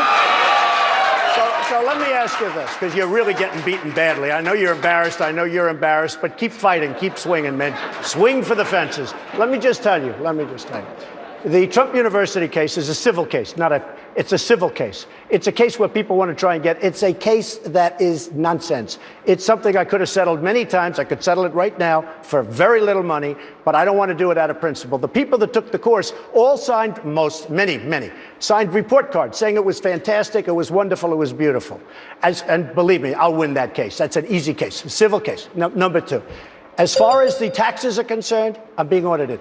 No, it's a very routine audit, and it's very unfair because I've been audited for, I think, over 12 years. Every year, because of the size of my company, which is very, very large, I'm being audited, which is a very large company. Thank you. I'm being audited 12 years in a row at least. Now, until that audit's done, and I don't think anybody would blame me, I'm not giving it. Thank you. But as soon as it's done, what about the years you're not being audited? Will you release those I'm being years? audited for those years. Which years? Which years will you be audited 4 or 5 years. Gentlemen, you don't know which years you're being audited rules. for? We're trying to obey these rules that all of you agreed. We're going to take a quick break. We have a lot more, many more critically important issues to discuss. Our coverage of this 10th Republican presidential debate from the University of Houston continues in a moment. Welcome back to the Republican presidential debate here at the University of Houston. Gentlemen, I want to turn our attention right now to key issues involving foreign policy and national security. And Mr. Trump, I'll begin with you. You said this about the ongoing conflict between the Israelis and the Palestinians. I'm quoting you now. Let me be sort of a neutral guy. I don't want to say whose fault it is. I don't think it helps. Right. Here's the question. How do you remain neutral when the U.S. considers Israel to be America's closest ally in the Middle East? Well, first of all, I don't think they do under President Obama, because I think he's treated Israel horribly, all right? I think he's treated Israel horribly. I was the Grand Marshal down Fifth Avenue a number of years ago of the Israeli Day Parade. I have very close ties to Israel. I've received the Tree of Life Award and many of the greatest awards given by Israel. As president, however, there's nothing that I would rather do to bring peace to Israel and its neighbors generally. And I think it serves no purpose to say that You have a good guy and a bad guy. Now, I may not be successful in doing it. It's probably the toughest negotiation anywhere in the world of any kind, okay? But it doesn't help if I start saying, I am very pro-Israel, very pro, more than anybody on this stage. But it doesn't do any good to start demeaning the neighbors, because I would love to do something with regard to negotiating peace, finally, for Israel and for their neighbors. And I can't do that as well as a negotiator. I cannot do that as well if I'm taking big, big sides. With that being said, I am totally pro-Israel. Senator Cruz. Well, this is another area on which Donald agrees with Hillary Clinton and on which I disagree with them both strongly. Both Donald and Hillary Clinton want to be neutral, to use Donald's word, between Israel and the Palestinians. Let me be clear. If I'm president, America will stand unapologetically with the nation of Israel. And the notion of neutrality is based upon the left buying into this moral relativism that is often pitched in the media. Listen, it is not equivalent. When you have terrorists strapping dynamite around their chest, exploding and murdering innocent women and children, they are not equivalent to the IDF officers protecting Israel. And I will not pretend that they are. Just today, Iran announced they're going to pay $7,000 to each suicide bomber. And I would note, missing from Donald's answer was anything he has done in his nearly 70 years of living, defending Israel. I have over and over again led the fight to defend Israel, to fight for Israel. And this, if you want to know who will stand with Israel, we ought to start with who has stood with Israel when the heat was on. Mr. Trump.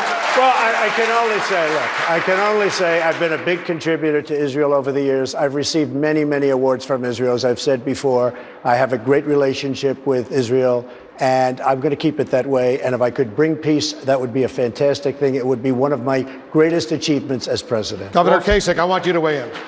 Well, I mean, Wolf, I was in Congress for 18 years and on the Defense Committee. And then, you know, after 9/11, the Secretary of Defense called me in to help out with some things. And I've been a supporter of Israel, strong supporter of Israel, longer than anybody on this stage. I didn't give as much money as Donald gave, but I've been standing with the Israelis for a very long time. And frankly, I think the problem we have in foreign policy right now, Wolf, is that we are not certain with who we stand with. Our allies are not sure what to make of us, and our enemies are moving, because they're not sure what we will do. It's a very interesting development here within the last 24 hours. We said to the South Koreans that we would give them the high-altitude defense system. It really rattled the Chinese, and for the first time since we took positive action, the Chinese are beginning to take action against North Korea. When we stand firm and we let the world know who we're with, who we stand for, and we bring our allies together, that is the road forward. We're going to be able to solve the problems in this country. We're going to get to North Korea in a moment, but Senator Rubio, what's wrong with the U.S. being an honest broker in a negotiation, as Mr. Trump is proposing? And I don't know if Donald realizes this, I'm sure it's not his intent perhaps, but the position you've taken is an anti-Israel position, and here's why. Because you cannot be an honest broker in a dispute between two sides in which one of the sides is constantly acting in bad faith. The Palestinian Authority has walked away from multiple efforts to make peace. Very generous offers from the Israelis. Instead, here's what the Palestinians do. They teach their 4-year-old children that killing Jews is a glorious thing. Here's what Hamas does. They launch rockets and terrorist attacks against Israel on an ongoing basis. The bottom line is a deal between Israel and the Palestinians, given the current makeup of the Palestinians, is not possible. And so the next president of the United States needs to be someone like me who will stand firmly on the side of Israel. I'm not going to sit here and say, oh, I'm not either side. I will be on his side. I will be on Israel's side every single day, because they are the only pro-American, free enterprise democracy in the entire Middle East. Mr. Trump.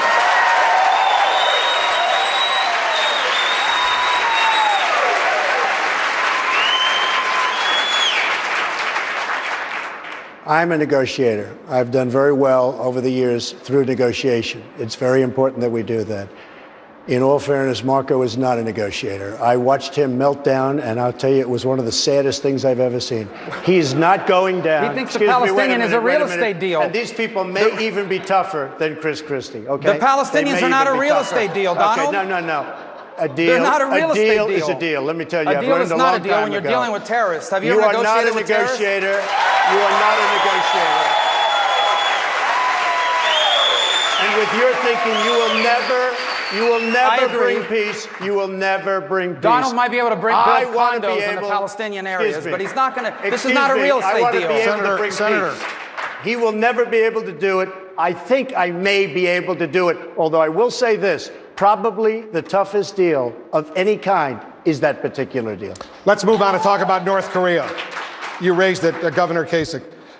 The threat posed by North Korea to the United States and its allies. The commander of American forces in South Korea said the North Korean leader Kim Jong-un would use a weapon of mass destruction if he thought his regime was being threatened. You have said the United States should start examining a strategy of regime change in North Korea. Let's be clear. Are you talking about getting rid of Kim Jong-un? Yeah, when you talk about regime change, Wolf, it means that regime change, that's what it means. And, you know, there's so much chaos in North Korea right now. There's a lot of reports of uncertainty and instability in that government. But look, here's what I think we ought to do, like, immediately, and we've been kicking the can down the road on this for, 15 years. We should be intercepting the ships that are leaving North Korea so they're not selling this material or this technology or giving it to someone else. Secondly, same goes with the aircraft. Thirdly, we need to slap even tougher sanctions on North Korea because we really don't have the toughest sanctions on North Korea. We ought to talk about arming South Korea with a ballistic missile technology and of course, also Japan with ballistic missile technology. Because we're now starting to take a firm position, we have the attention of the Chinese. The Chinese are the best way to calm that regime down and get them in a position where they back off. But when I say regime change, I don't have to talk exactly what that means. Look, I've been involved in national security for a long time. You don't have to spell everything out. But what I'm telling you is you look for any means you can to be able to solve that problem in North Korea, and in the meantime, put the pressure on the Chinese, and what we're doing is beginning to work against them. They are the key to being able to settle this situation. I just want to be precise, Governor Kasich, because this is critically important. There are 1 million North Korean troops north of the Very DMZ, well aware of that. 1 million South Korean troops, 28,000 U.S. troops along the DMZ, right in between. Would you risk war for regime change? Wolf, again, it would depend exactly what was happening, what the situation was.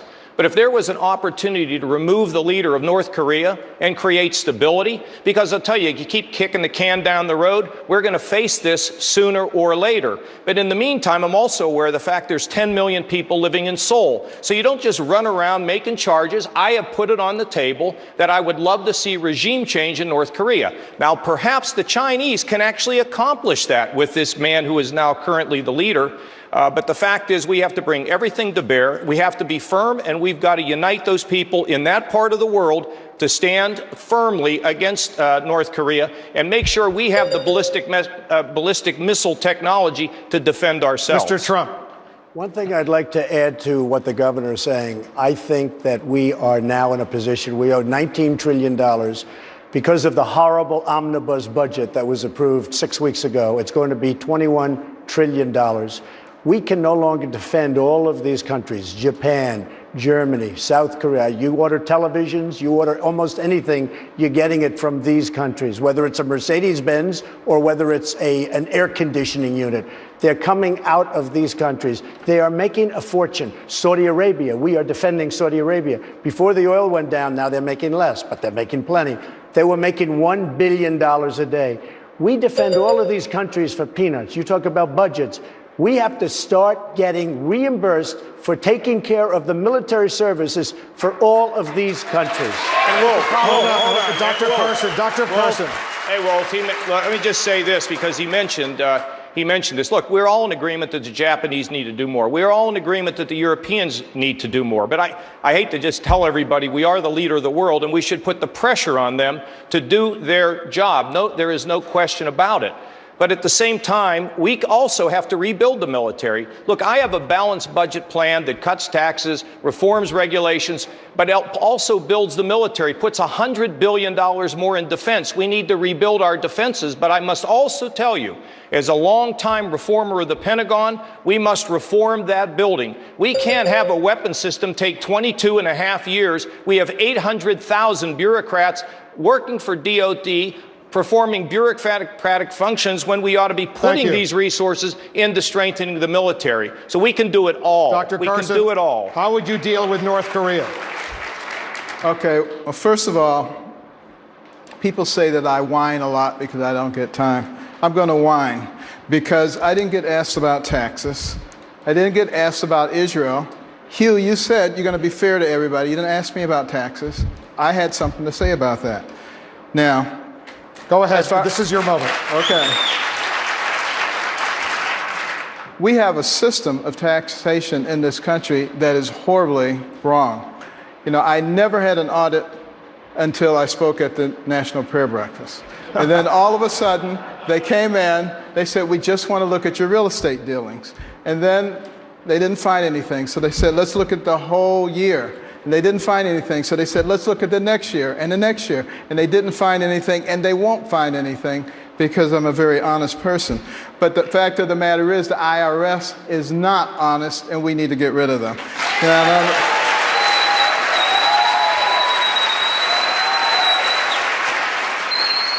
As far as Israel is concerned, you know, when I was there several months ago, I talked to a lot of people. I couldn't find a single one who didn't think that we had turned our backs on Israel. You know, they are a strategic partner for us, but also recognize that we have a Judeo-Christian foundation. And the last thing we need to do is to reject Israel. Doesn't mean that we can't be fair to other people. We can always be fair to other people. But, you know, it's like when you have a child. You know, you want to be fair to all the children around, but you have a special attention for your own child. And now, as far as North Korea is concerned, you know, Kim Jong-un is an unstable person, but he does understand strength. And I think we have to present strength to him. We should be encouraging the alliance with Japan and South Korea. We should be encouraging the placement of the THAAD, the Terminal High Altitude Area Defense, because that seems to disturb not only the North Koreans, but the Chinese as well. And we also need to have a much more robust naval presence in that area. And I think we need to be developing a strategic defense initiative, because this man is going to have long-range missiles. He is going to have nuclear capabilities. We need to be able to defend ourselves. And lastly, we should make sure that he knows that if he ever shoots a missile at us, it'll be the last thing he ever does. Thank you. Thank you. We're going to continue national security. Go ahead, Hugh. Thank you, Wolf. Mr. Trump, we are less than 24 hours away from a ceasefire in Syria that has been brokered between the U.S. and Russia. Do you support this ceasefire? I really don't, because it's not working, and the countries aren't agreeing to it, and the rebels aren't agreeing, and Syria is not agreeing to it. It's a meaningless ceasefire. I love the idea of a ceasefire. I love the idea with a total cessation. But it's not working, as you know very well. It's not working. If we can do all we want with Russia, but nobody else is adhering to it. So I certainly support it. I would certainly love it, but all parties have to be part of it. Senator Cruz, your opinion on the ceasefire? Well, look, we're certainly hopeful that the violence will cease, but there's reason to be highly skeptical. Russia has enhanced its position because of Obama's weakness in the Middle East, weakness in Syria. And, you know, as we're headed to November, we need to nominate a Republican candidate that can lay out a clear difference with both Barack Obama and Hillary Clinton on foreign policy. One of the real challenges with both Donald and Senator Rubio is that they have agreed over and over again with both Hillary Clinton and Barack Obama. So, for example, in Libya, both of them agreed with the Obama-Clinton policy of toppling the government in Libya. That was a disaster. It gave the country over to radical Islamic terrorism, and it endangered America. Another example is John Kerry. John Kerry, Senator Rubio voted to confirm John Kerry as Secretary of State. I voted against him, and Donald Trump supported John Kerry against George W. Bush in 2004, gave him a check, and John Kerry has been the most anti-Israel Secretary of State this country has ever seen. His diplomacy has been a disaster, and if we nominate someone who agreed with John Kerry, Barack Obama, and Hillary Clinton on foreign policy, we're not in a strong position to win the general election. A response, Mr. Trump, then Mr. Rubio. Again, I think I gave them both checks, to be exactly honest. I think they both like me very much. But the fact is that... You called for Bush to be impeached. Well, I think Bush did a hell of a bad job as far as that's concerned. You know it, and so do I. But you gave him a check and called for him to be impeached? Be honest. No, this was before. The check came early. But let me just tell you, Syria, he's saying that I was in favor of Syria. He said I was in favor of Libya. I never discussed that subject. I was in favor of Libya. We would be so much better off if Gaddafi were in charge right now. If these politicians went to the beach and didn't do a thing, and we had Saddam Hussein, and if we had Gaddafi in charge, instead of having terrorism all over the place, would be, at least they killed terrorists, all right? And I'm not saying they were good because they were bad. They were really bad. But we don't know what we're getting. You look at Libya right now. ISIS, as we speak, is taking over their oil. As we speak, it's a total mess. We would have been better off if the politicians took a day off instead of going into war. Senator Rubio. Yeah, a couple points. Number one, on the Libya situation, we didn't topple Gaddafi. The Libyan people toppled Gaddafi. The only choice before America that this president had to make is, does it happen quickly or does it take a long time? And I argued if it takes a long time, you're going to have rebel forces emerge like these radical Islamists that take advantage of the vacuum. And that's what happened. That's where the term lead from behind came. And that's the foreign policy that apparently Senator Cruz appears to agree with. On John Kerry, yeah, you know why? Because every day John Kerry wasn't appointed was another day Hillary Clinton was still in charge of the State Department. And she was absolutely horrible. I couldn't imagine that they were going to find somebody even worse than her. But this president never ceases to amaze. And the last point I would make on South Korea. Now this is important because we're asking to be commander-in-chief. Donald is asking to be commander-in-chief, and he's saying these guys need to do more. South Korea contributes $800 million a year to that effort, and Japan contributes as well. And here's why our commitment to that regional security is so critical, Donald. Because if we walk away from them, both Japan and South Korea will become nuclear weapons powers. They can do that very quickly. And that's what they will do if the American defense agreements withers away, which is why we have to rebuild the military, but why we can't walk away from our Asia-Pacific defense status. Mr. Trump. I never said walk away. I wouldn't want to walk away.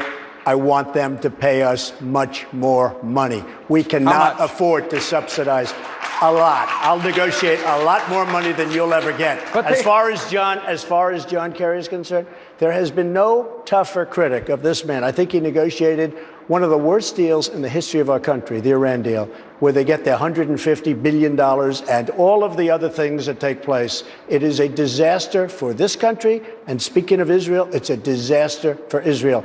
I'm no fan of Senator John Cruz. Hold on, Governor. Senator Cruz. You know, it's interesting. Donald just said that he never came out in favor of toppling Gaddafi in Libya. Well, he stated that in an interview that it will be on our website, tedcruz.org. You can see and hear the exact words from Donald's mouth. And I assume when he sees that interview, maybe he forgot about it, that I assume Donald will apologize where he sees that he said exactly that. With regard to John Kerry, I will say John Kerry's foreign policy has been a disaster for decades. That's why I voted against him when he came up. And the fact that Donald Trump would write him a check and support him against George W. Bush shows exceptionally poor foreign policy judgment. And I'll give one more example on Israel. When the Obama administration canceled civilian air flights into the nation of Israel, when Hamas was raining rockets down on them, I publicly asked, is this an economic boycott against Israel? The next day, Michael Bloomberg, another New York billionaire, got on a plane, a commercial flight, and flew to Israel from London. Together, the heat and light that was put on the State Department was so great that within 36 hours, they lifted the ban on air flights into Israel during that entire battle. And indeed, during every battle on Israel, the natural question is, where was Donald? If this is something he cares about, why has he supported anti-Israel politicians from Jimmy Carter to Hillary Clinton to John Kerry for 4 decades? If you care about Israel, you don't write checks to politicians who are undermining Israel. Instead, you stand and support the national security of America and the alliance. There's a critical point that needs to be made here. Governor, he attacked Mr. Trump. Mr. Trump has a right to respond. Well, look, my response is very simple. There is nobody on this stage that has done more for Israel than I have. Nobody. You might say, you might talk, your politicians all talk, no action. I've been watching it all my life. You are all talk and no action. What I've seen up here, I mean, first of all, this guy's a choke artist and this guy's a liar. You have a combination. This guy always goes. You have a combination of factors. He This can't is so do it for the typical. obvious reason, and he But can't do here's it the because typical he thing he doesn't know does. how to tell the truth. Other than that, I rest my case. This is the typical thing he does on any debate about All right, policy. one at a He time, goes right gentlemen. for the outrageous Governor statement. Kasich, you have the floor. Governor, Hugh, I get a response to that. You will have a response, but I promised Governor Kasich he could respond. Can somebody attack me, please? Okay, here, Wolf.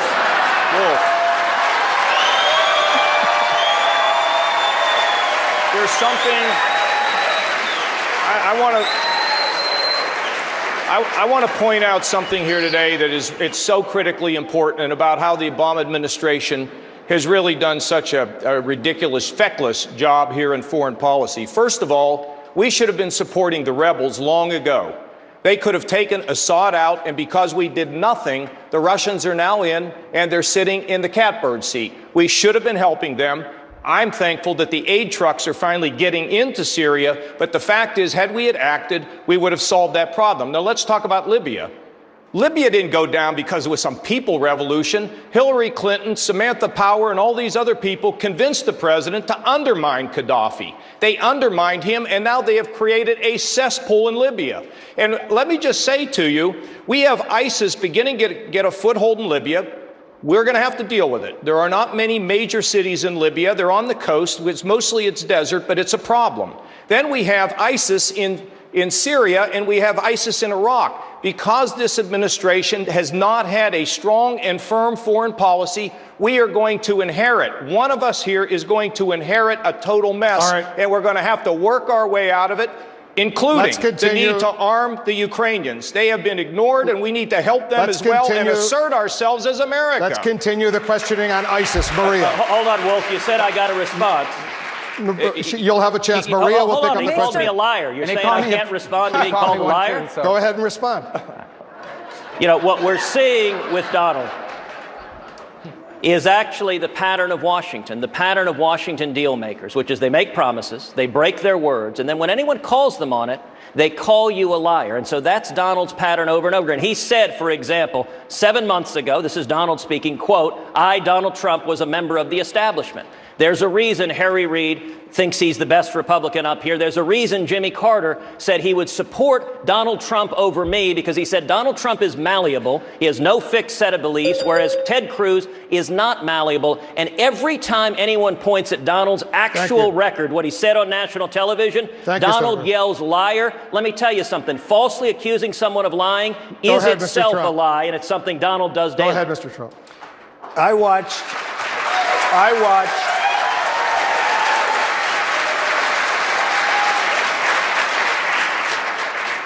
the lobbyists. I watched what this man did to Dr. Ben Carson, who I respect, in Iowa, where he said that Ben Carson is out of the race. He has left Iowa, and he's out of the race. And I thought it was disgraceful.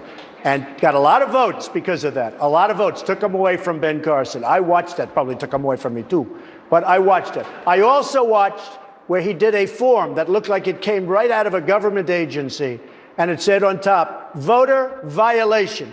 And then it graded you, and it scared the hell out of people. And it said the only way you clear up the violation, essentially, is to go and vote for Ted Cruz. I watched that fraudulent document, and I said it's the worst thing I've ever seen in politics. To me, that was even worse than what he did to Ben. Senator Cruz. I know Donald, politicians, believe it or not, better than you do, and it's not good. Oh, I believe it. No, I believe you know politicians much better than I do, because for 40 years you've been funding liberal Democratic politicians. And by the way, I funded you. The I reason funded him. You're welcome to have the check back. I funded this guy. Because let's I gave be clear. him a check. Yeah, you gave me $5,000. He never funded me. And by the way, let's be clear. Donald claims to care about him. But he sent me his book with his autograph. Donald, I understand rules are very Trump, hard you're for you. doing They're a great very job. confusing. I have his book. Okay, on your reality TV show, not in Thank you for the book. Donald, thank you for the book. Go ahead. Donald, you can get back on There's your meds a lot of now. fun up here tonight, I have to tell you. Thank you for the book. I really appreciate it. Donald, relax. Go ahead. I'm relaxed. You're the basket case. Go ahead. Go ahead. Don't get nervous. Go ahead. My name I promise is, you, my Dr. name is There's mentioned. nothing about I've you seen that you. makes I've anyone seen nervous. you. You know, losing people so are actually badly. watching I wanna- this I at wanna- home. know Okay, what's happening. Gentlemen. Wolf, I'm going to ask that my We gotta time not stop be deducted this. when Time he's is up, yelling Wolf. at Gentlemen. me. Take control. Okay, now. The latest debate, well, hold gentlemen, on. I please. get my answer. He doesn't get to I yell in want the to whole move. time. I want to move on. These are the rules. He, We can't move excuse on. me. He We're called moving me on. a You know liar what? and then You interrupted the whole time. You've Am I had a allowed chance. to? Wolf, Do I Gentlemen. not get a response? You have- do you do I not get a response You'll get, without you'll being get interrupted? plenty of response, so stand by. My name was I want to mentioned. talk. I want to talk about ISIS right now and the federal government. How best to keep Americans safe from ISIS? There's a huge battle underway right now between the tech giant Apple and the federal government. Federal government wants Apple to unlock the phone used by that San Bernardino terrorist to prevent future attacks. Apple has refused, saying it would compromise the security of all of its customers. And just this afternoon, they went to court to block the judge's order. Dana Bash, pick up the questioning. Senator Rubio, you say it's complicated and that, quote, Apple isn't necessarily wrong to refuse the court order. Why shouldn't investigators have everything at their disposal? No, in fact, what I have said is that the only thing, the FBI made this very clear 48 hours ago, the only thing they are asking of Apple is that Apple allow them to use their own systems in the FBI to try to guess the password of the San Bernardino killer.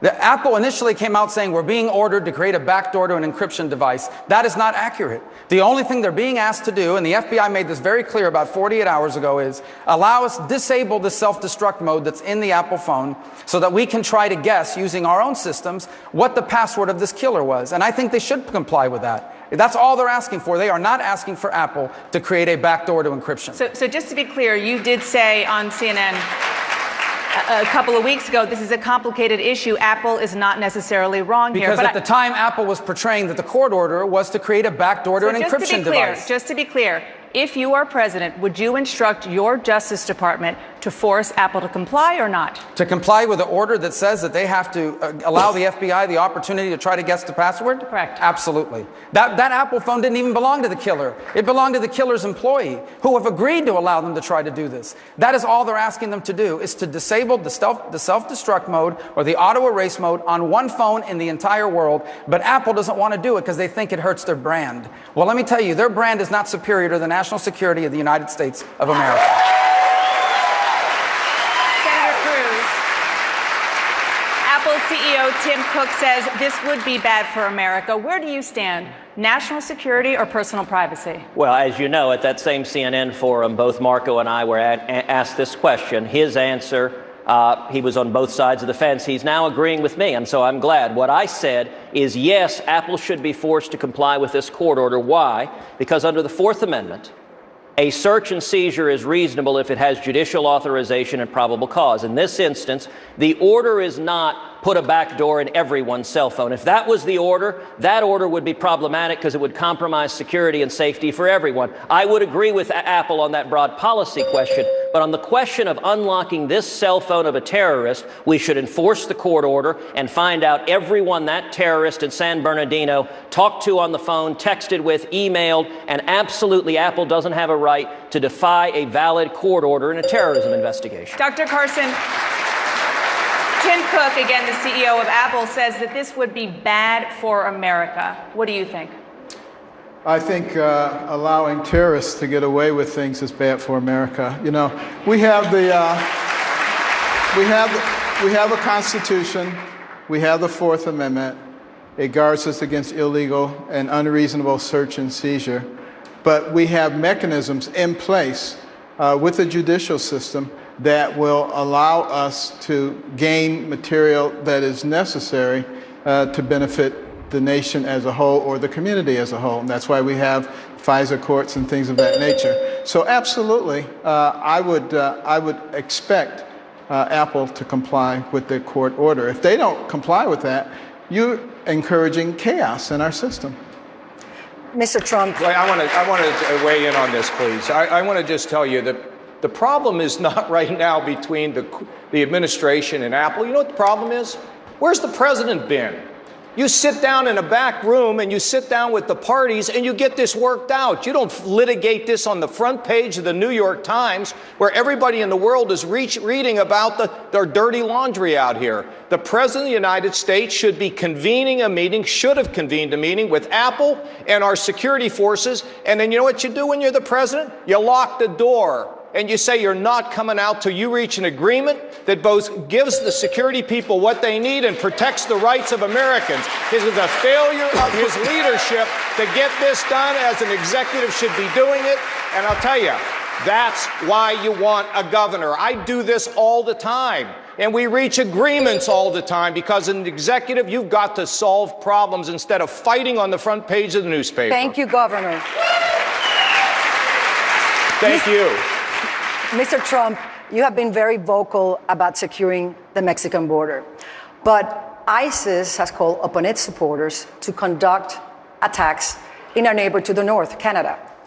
As a matter of fact, U.S. officials have warned that it is the Canadian border which is the most significant threat. You have said that you will not build a wall in Canada. When it comes to national security and the threat of terrorism, why does Mexico need a wall and Canada doesn't? Isn't that like closing the front door and leaving the back door open? First of all, you're talking about a border that's many, many, many times longer. You're talking about a massive border. We have far less problem with that border than we do with our southern border, and tremendous amounts. You know, I had the privilege of winning by a landslide, by the way, New Hampshire. You go to New Hampshire, the first thing they talk about is heroin and drugs pouring in. And you wouldn't think this beautiful place is beautiful with the trees and the roads and the countryside. Their biggest problem is heroin. And it's such a shame to see it. They're pouring in from the southern border. So I'm talking about great security. I'm talking a wall that can absolutely be built. And I'll build it on time, on budget. It'll be a very high wall, a great wall. It's going to be built. It's going to be paid for by Canada, by the way. It's going to be paid for. Maybe I'll get Canada paid. Going to be paid for by Mexico. The problem with Canada, you're talking about a massively long piece. You're talking about a border that would be about 4 times longer. It would be very, very hard to do, and it is not our biggest problem. I don't care what anyone says. It is not our big problem. Our problem is not only people coming in, and in many cases the wrong people, it's the tremendous amount of drugs that are coming in. I want to talk to you, Senator Rubio, about Puerto Rico. As you know, Puerto Rico is in the midst of financial collapse, unable to pay its debt of $72 billion. Puerto Rico is asking for bankruptcy protection, which will give Puerto Rico and Puerto Ricans, which are U.S. citizens, you know that, the tools to restructure the debt that is the same debt other 50 states have. You oppose granting Puerto Rico that bankruptcy protection. You say that it is only last resort measure, correct. But the government of Puerto Rico has said that bankruptcy is its last resort, that's where they are now. How do you explain this very strong stance to the hundreds of thousands of Puerto Ricans that vote across the U.S., and particularly in your state of Florida? Sure, because bankruptcy doesn't work unless you change the way you're operating, or you're going to be bankrupt again. And the problem with Puerto Rico is its economy is not growing. It has a massive exodus of professionals and others that are leaving to my home state of Florida and all over the country. They're coming to the mainland from Puerto Rico because the economy there is not growing. It's too expensive to do business there. The tax rate is too high. The government regulations are too extensive. This year alone, with all the problems they're having, they barely cut their budget from one year to the next. So I think the leadership on the island has to show their willingness to get their house in order and put in place measures that allow the economy there to grow again. If the economy in Puerto Rico does not grow, they will never generate the revenue to pay this debt or the billions of dollars in unfunded liabilities that they have on their books of promises they've made to future generations to make payments. So yes, if they do all of those things, then we can explore the use of bankruptcy protection, but not as the first resort, which is what they're asking for, because it will not solve the problems on the island, and you're going to continue to see hundreds of thousands of people leave that beautiful place and coming to the mainland. They're United States citizens. They're obviously entitled to do so, and we welcome them, but we would also prefer to see a Puerto Rico that once again is growing economically and is robust, and the leaders in charge there now are doing a terrible job. Their previous governor, Luis Fortuño, was doing a great job until he barely lost that election to someone who has taken him in a big government direction once again. Senator, thank you very much. I want our viewers to stay with us right now. There's still more to come, including the last pitch in the final debate before Super Tuesday.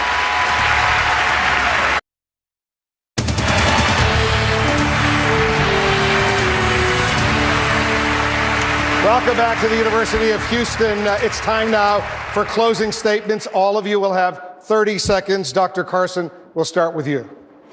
Well, first of all, I want people to think about what kind of leader do you want and what kind of person do you want your kids to emulate. Think about that. Secondly, several years ago, a movie was made about these hands. These hands, by the grace of God, have saved many lives and healed many families. And I'm asking you tonight, America, to join hands with me to heal, inspire, and revive America. If not us, who? And if not now, when?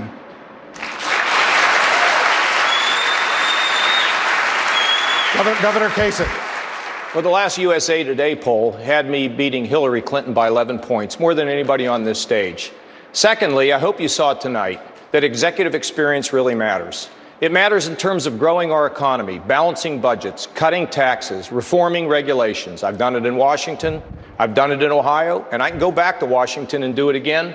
But I hope you also notice tonight that I do have the foreign policy experience, not just a few years, but a lot of years in working with some of the great minds in this country to develop the expertise, the confidence, the firmness, the toughness, and the ability to bring people together. I hope you all think about giving me your vote. I would appreciate it very much. And I tell you, we won't have to spend time figuring out what we're going to do. I will hit the ground running, and we will get America moving again. Thank you all very much. Senator Rubio. Well, thank you for having us tonight. You know, this campaign has come a long way. It was just a few months ago, there were 15 or 11 of us on the stage, and now it's narrowed and the votes are starting to count. And we have an incredible decision to make. Not just about the direction of America, but the identity of our party and of the conservative movement. The time for games is over. I know you've had a lot of choices to make, but now it's time to narrow it down, and I'm asking you to get behind me.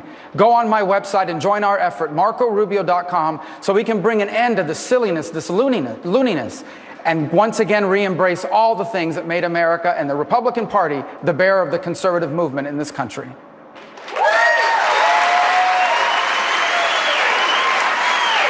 Senator Cruz. Washington deals are bankrupting this country. There are several deal makers on this stage, but there's only one person who has consistently stood up to both parties, fighting for the American people against the Washington deals. If I'm elected president on the first day in office, I will rescind every single illegal and unconstitutional executive action. I will instruct the Department of Justice to open an investigation into Planned Parenthood and prosecute any criminal violations. I will instruct every federal agency that the persecution of religious liberty ends today. I will rip to shreds the catastrophic Iranian nuclear deal, and I will begin the process of moving the American embassy in Israel to Jerusalem. We will repeal Obamacare, abolish the IRS, secure the border, and bring back jobs.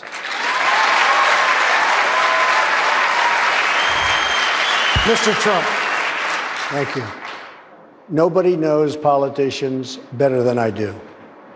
They're all talk, they're no action, nothing gets done. I've watched it for years. Take a look at what's happening to our country. All of the things that I've been talking about, whether it's trade, whether it's building up our depleted military, whether it's taking care of our vets, whether it's getting rid of Common Core, which is a disaster, or knocking out Obamacare and coming up with something so much better, I will get it done. Politicians will never, ever get it done, and we will make America great again. Thank you. Mr. Trump, thank you, and thanks to each of the candidates on behalf of everyone here at CNN and the Telemundo. We also want to thank the Republican National Committee and the University of Houston. My thanks also to Hugh Hewitt, Maria Celeste, and Dana Bash. Super Tuesday is only 5 days away. Right now, Anderson Cooper picks up our special coverage. Anderson.